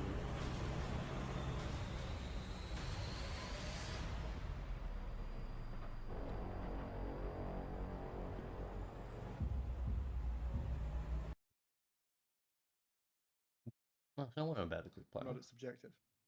But the other issue we've just hit is now define value. And is it you literally talking about what you personally like? That's what value means to you. Then yeah, that's not what we're talking about when we say objective. And it's like you go around in circles with all these words and you have to define all of them and prevent them from being like escape hatches sort of thing for the conversation. It's like value is subjective by. You're like, no, come back. Come back. We're not talking about that. Tons of people, I think one of them is in this very call, that like Ruby a lot, and it's good to them. You're allowed to like shit. It's not like we have to stop people from doing that. You're allowed to value different things. So, like, say if a show is good at one thing and bad at another thing, maybe even objectively, one person might like the fact that show because they value the one thing, might dislike it because they value the other one. Yeah, how about you take your Like, Nazi say, talk? if you value visuals, you might really like Game of Thrones season 8 because it looks glorious. Okay. I'm judging this. Okay, shadows aside. Shadows aside. Boost that brightness, and it looks gorgeous. On clips I've seen of your video, where because I've not actually watched it, I'm just like judging this on the clips of your video. Oh, I'm worried. Is choreography part of the visuals? There's a few shots in the episode that are absolutely gorgeous, and I would have posters of them made if I could. Well, that's the thing. There's shots where it's like just casually, oh, that's a fake city in the background that doesn't really. It's like it's there. Would you consider cinematography as visuals? Yes. Well, I just ask what you mean by visuals, I guess. Then it's like anything you can see. It's like, well, I guess yes. Then again, if you talk about cinematography, you usually talk about composition, right? I guess. Or framing, still that visual. sort of thing. Yeah, no, I think it's interesting to sort of see how you would separate or combine the terms, or subset them, I guess. Because we value different things. We sure do. Yes. You see, I think so. He brought up that was because he jack brought up shit the everything is available. subjective argument. Like they hate that argument, but I think you're coming at it from a because. Oh shit! I have to turn him down again. Look where you paused it. Jesus. What is? What is true? Everything is subjective. Okay. Thing going back to Ruby and got an objective problem. The fact that aura is described in different ways that are mutually exclusive. That is a quantitative statement. You can say that, like, in Volume 2, aura was passive. In Volume 4 or 5 onward, it's active. That's a quantitative statement, and if you think that's a problem, then that's a qualitative statement. Okay, we have to ignore what that guy just said. Yeah. Yeah, he started off strong, but then he's like, no, bad example. So if we translate this to media, which I'm not even sure that we should be doing, I imagine Theo is desperate to be able to put us back on track with this because he probably knows more about this. But just for the particular terms, I mean, well, okay, we can bring Theo in. Just give me a sec. I just wanted to say that, like, so quantitative. That's the word, yeah. Like, that's one of them. The amount of plot holes there are and the degree to which they affect progress. These are things that, like, can be assessed. I don't know if I'd go as far as saying numerically, but we can actually identify ones and zeros to a degree.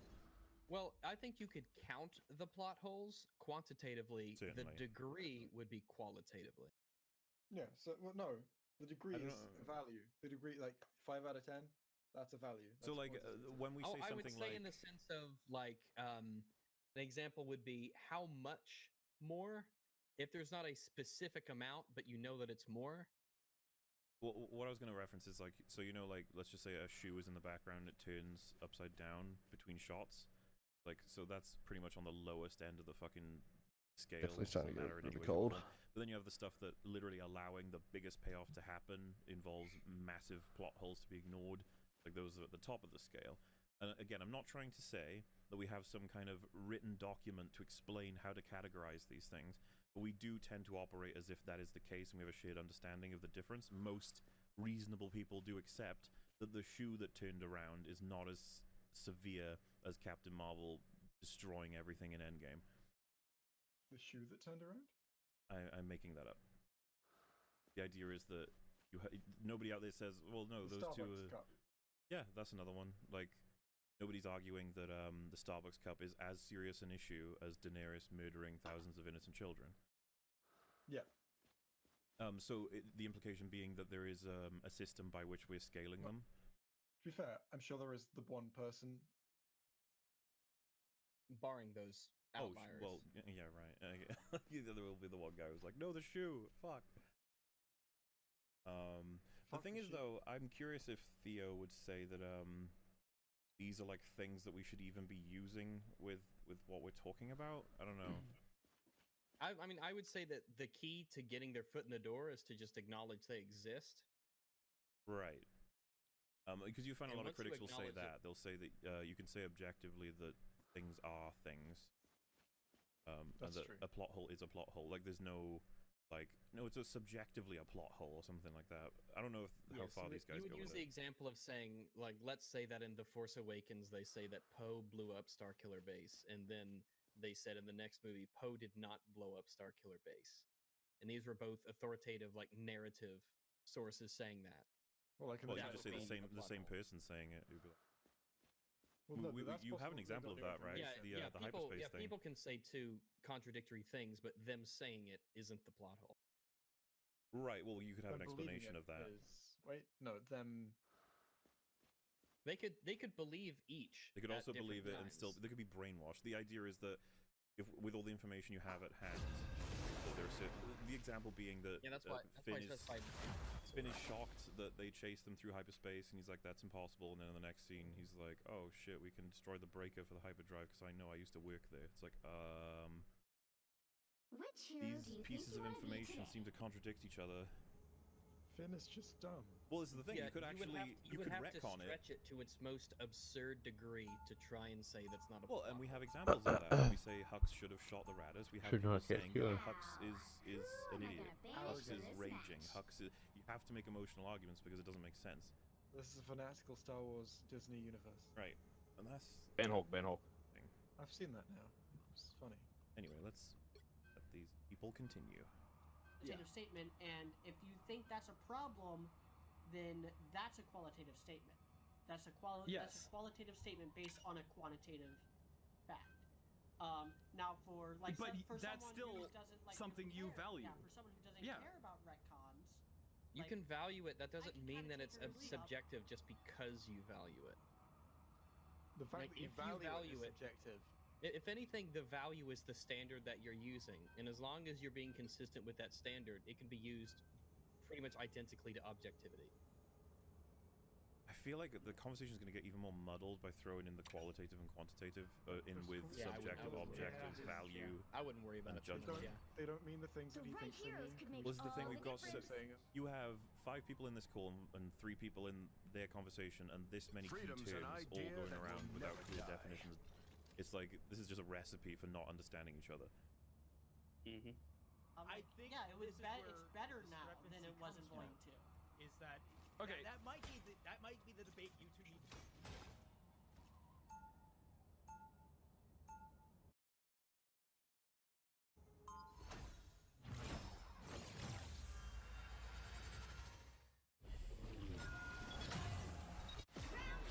I do the absolute best I can every time.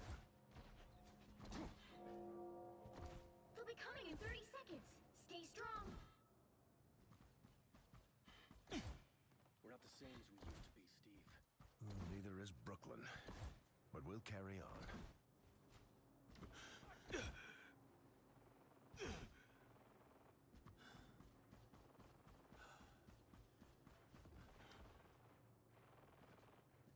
The battle starts in 5, 4, 3, 2, 1. You have to stop them from securing the mission area.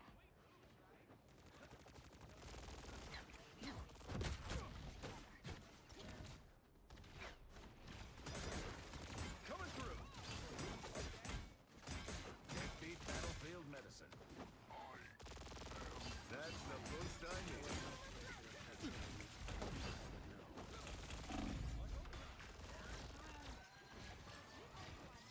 Take this!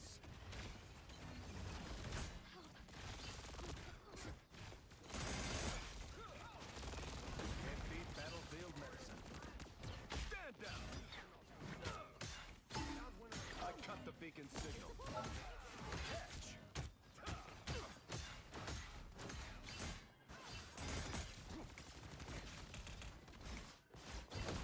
These come in real handy.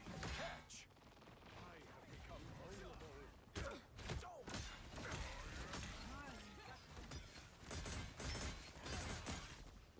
Stand down! Let's dance! I'll be ship-shape in no time. Stand down!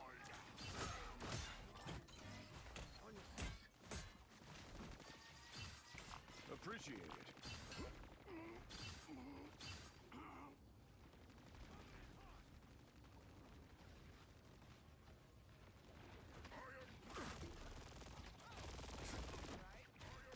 Take this!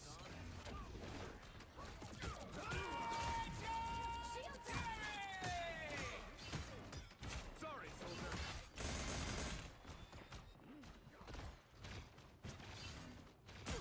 These come in real handy. That's the boost I needed.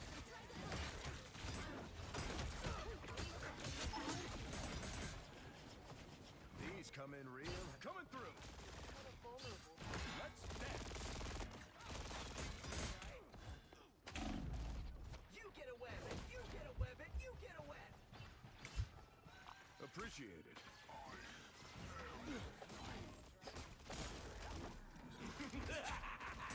This is real firepower. Catch. Assemble! Can't beat that. Stand down.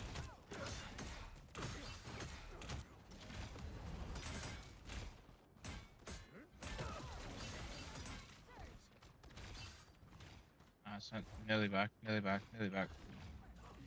Don't mess with the amazing Spider-Man!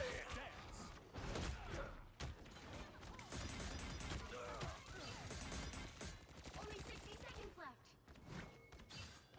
Catch!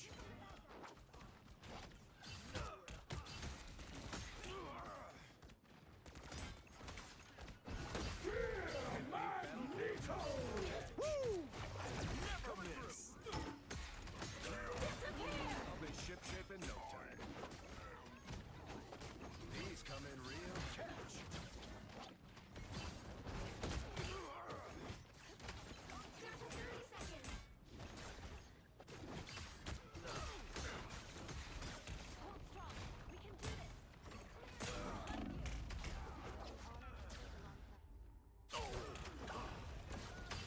Just what the doctor ordered. That's me. Your aim. You think I'm too old for this? Coming. Get on. Let's dance. You need to stop that vehicle in its tracks. Enemy ahead. Prepare to engage. Stand down.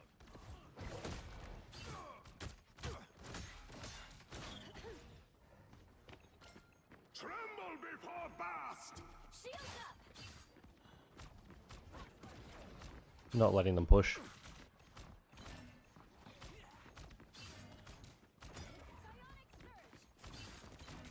Coming through. Can't hurt me now. You get a weapon. You get a weapon. You get a weapon. What the? Take this. That's how you do it, old school cat. Check this place out. You stop them in their tracks.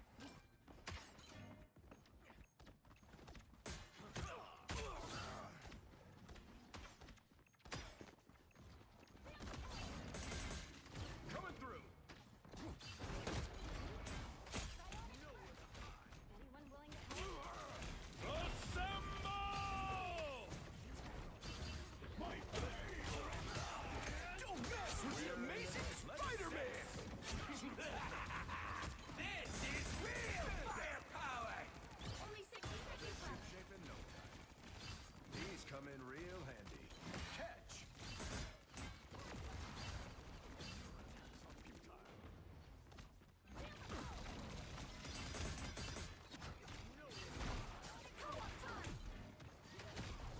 Let's dance!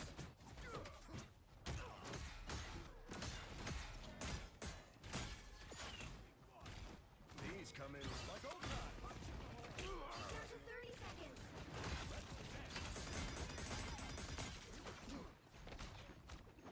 Shields up.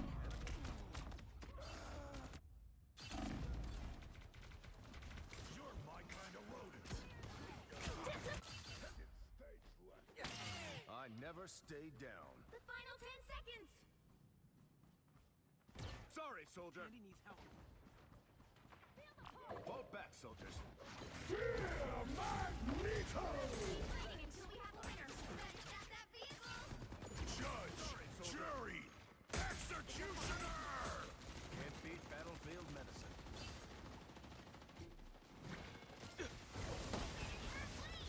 Stop them. Woo! Never miss. Stand down. Disappear. Real handy. Appreciate it.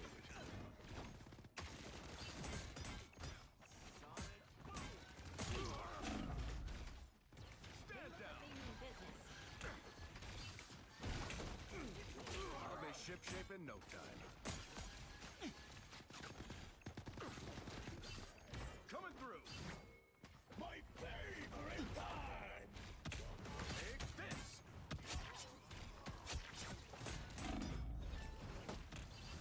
These come in real handy. Coming through. Is it really clobbering time? Let's dance. You got them all. Let's go, Bucky. The current score is Nice round. 0-1. Time to switch things up, including which side you're on. Freedom's an idea that will never die. You'll need a top-notch team to win this one. Yeah.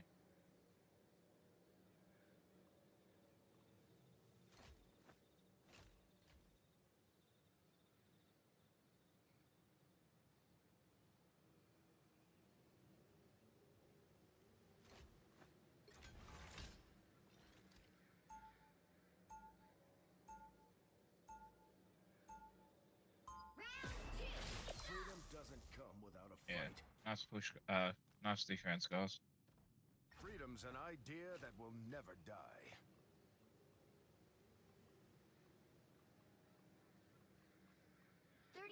Before you attack, get ready.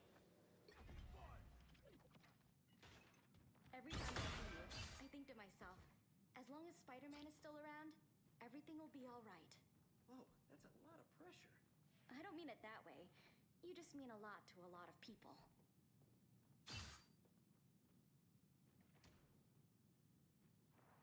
The battle starts in 5, 4, 3, 2, 1. All you need to do is capture the mission area. Got it? This place is worth a good look.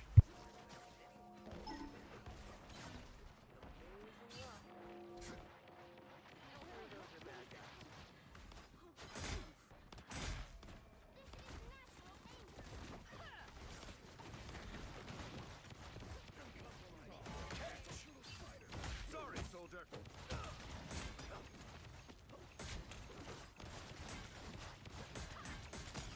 Behind you. That's the boost I needed. Let's go, Bucky.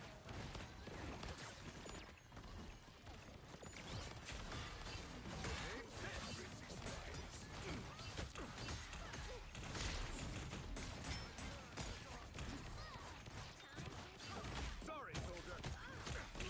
You can always count on me, partner.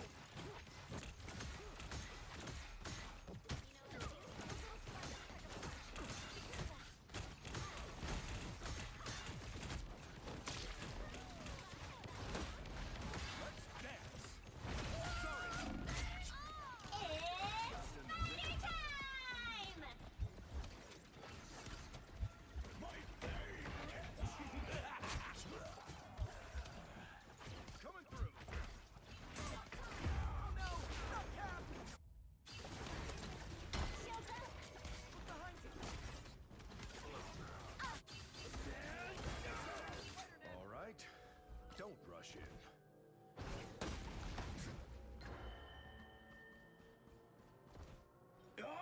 Sorry, soldier.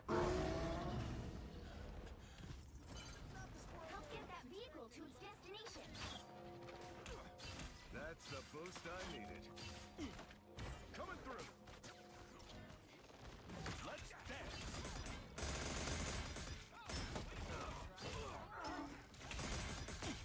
Assemble!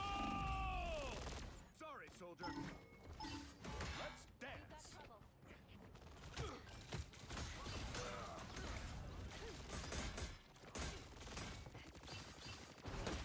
You get a weapon. You get a weapon. You get a weapon. Let's go, Bucky. Stand down. That's how you do it, old school.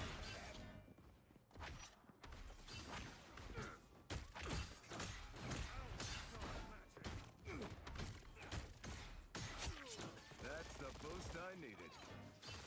Don't mess with the amazing Spider-Man! Sorry, soldier. Let's dance.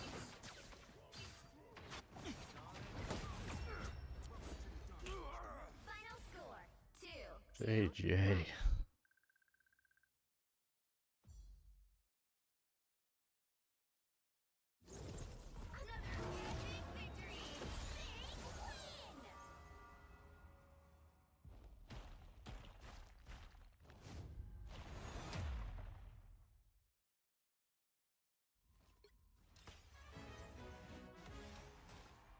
Oh, wow.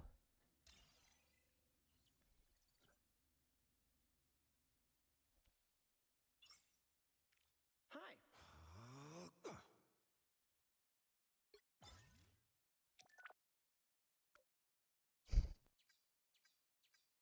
Oh, hi.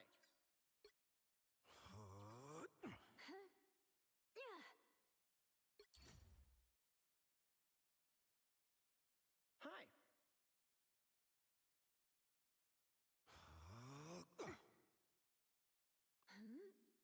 Plain fucking game.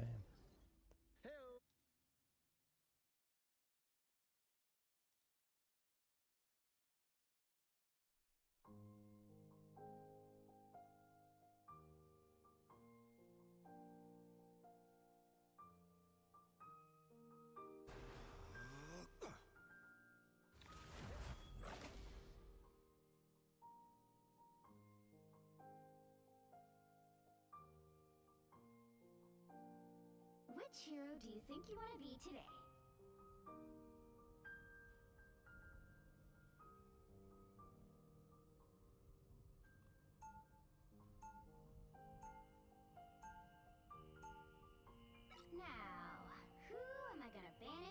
match.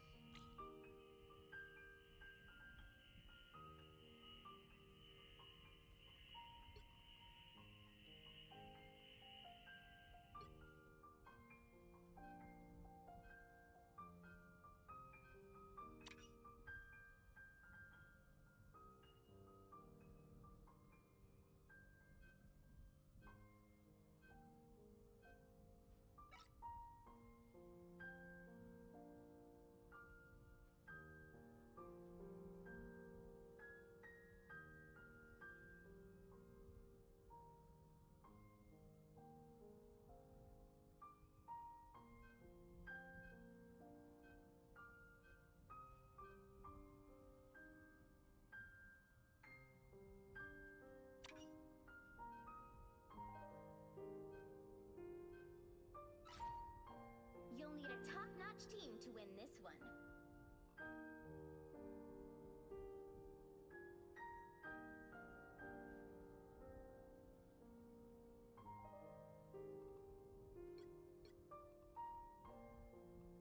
I've seen wonders out there in the cosmos few humans will ever behold.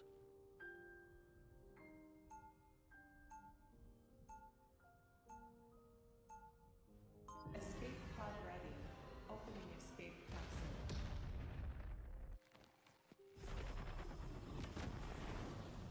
Round one. My ultimate goal is simple. Solve everything.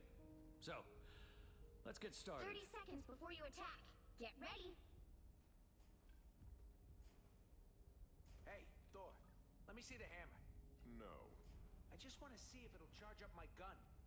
Come on, I'll give it back. No. Come on! Sounds good, friend. The battle starts in 5. That was loud as fuck. All you need to do is capture the mission area. Got it? That's a yes. Don't know if I have ever walked this way. Literally ever. Like 700 hours. I've tagged a potential hotspot. When has there been buildings over this way? This must be new. Some uninvited. This deserves your attention. No. Feeling fantastic.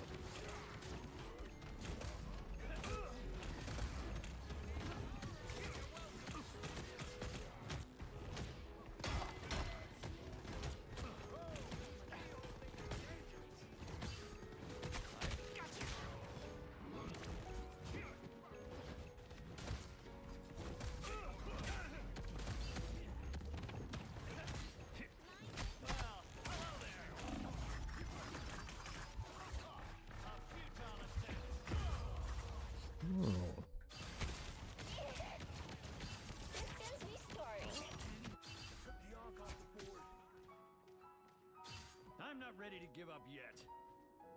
Fuck, just missed that. Nobody better pay for my equipment. This stuff is. Ow! That fucking hurt! What a relief! You got a shield, Tin. Exterminate these robotic pests.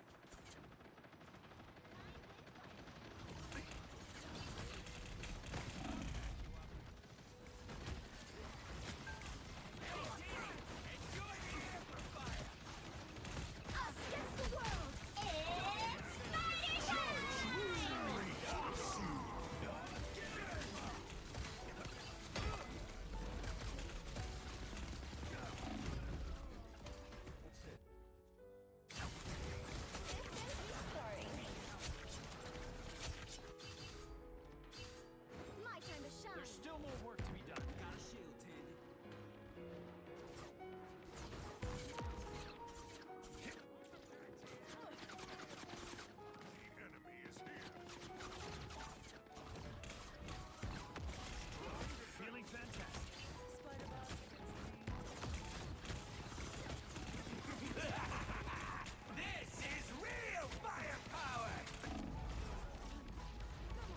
Just shoot me a hail, please.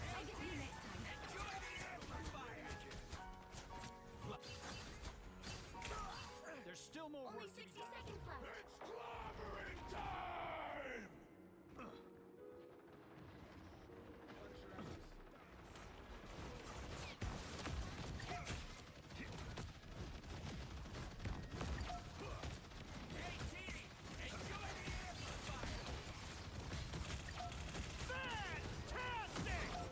The moon haunts you! Judge, jury, executioner!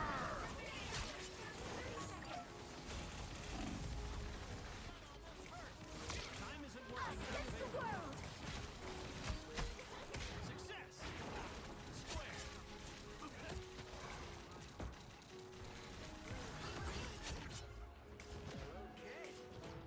The final 10 seconds.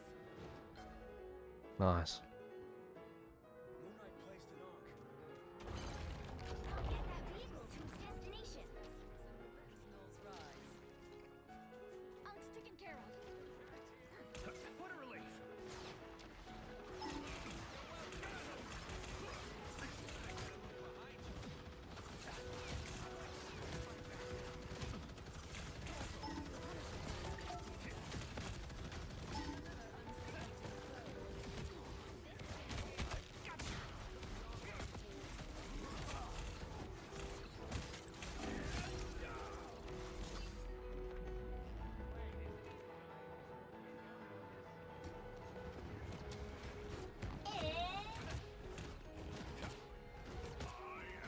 The moon haunts you! Knowledge the ends everything. We can't let him win. You're halfway there. Keep going.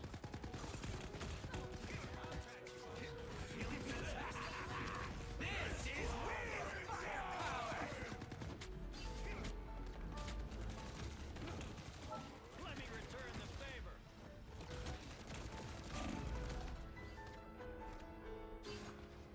Change. What can I do better?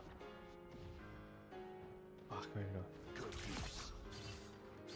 I won't rest until this is solved.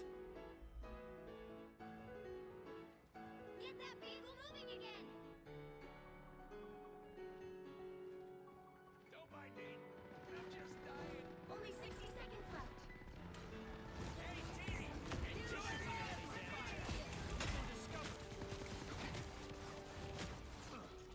Judge, jury, executioner! That almost hurt.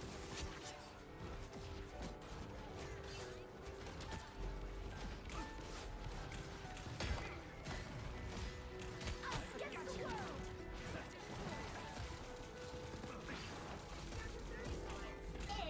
It's spider time! The moon haunts you!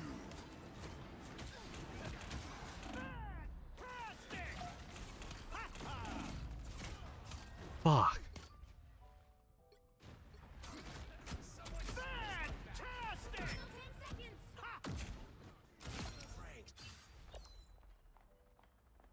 Stand down! You'll have to keep fighting until we have a winner. The false king must not ascend. Return to this realm, Lord.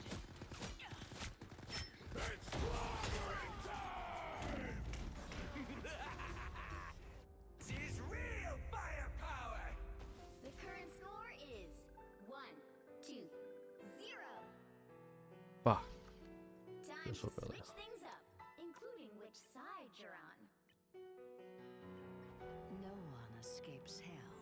The right heroes could make all the difference.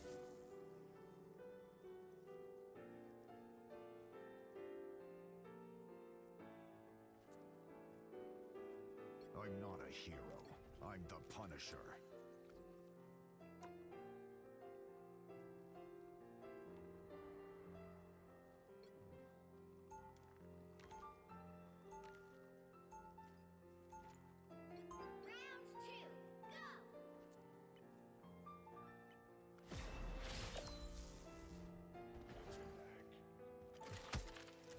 Fuck. Fuck that up. They'll be coming in 30 seconds. Stay strong.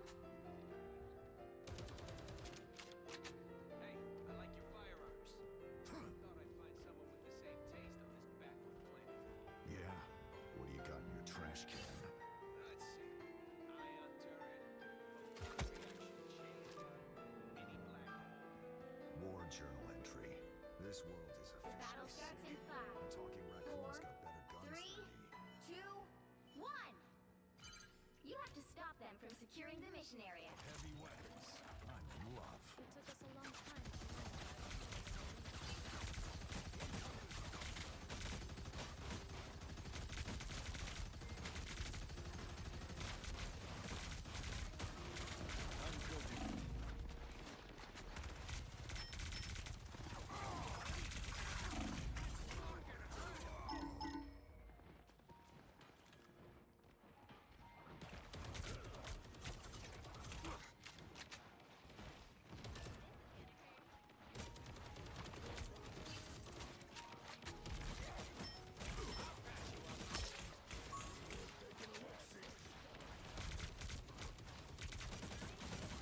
Out of sight. Heavy weapons. I'm in love.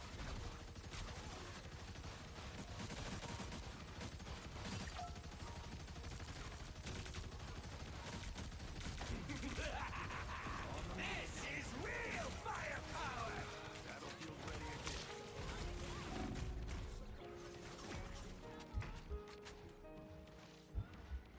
Judge, jury, executioner! Night, night,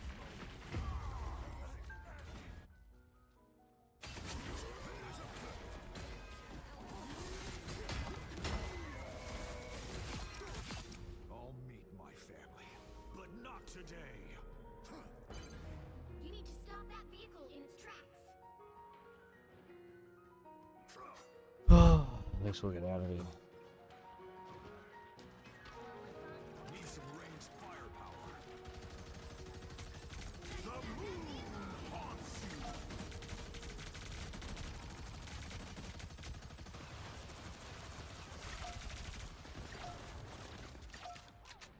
Judge, jury, executioner!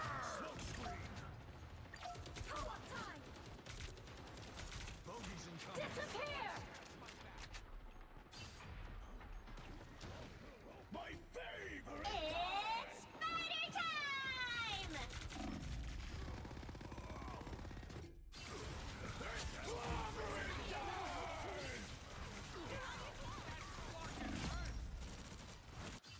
They ain't seen nothing yet.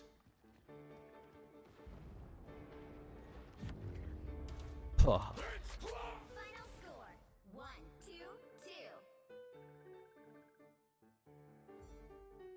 rough. Well, you can't expect to win them all. I think I will end up calling it there. Thank you if a single soul watched. That would have been amazing. No idea if it did or not. Probably not, but thank you anyway if you did.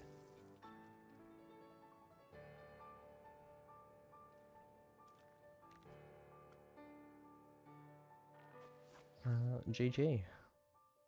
Bye.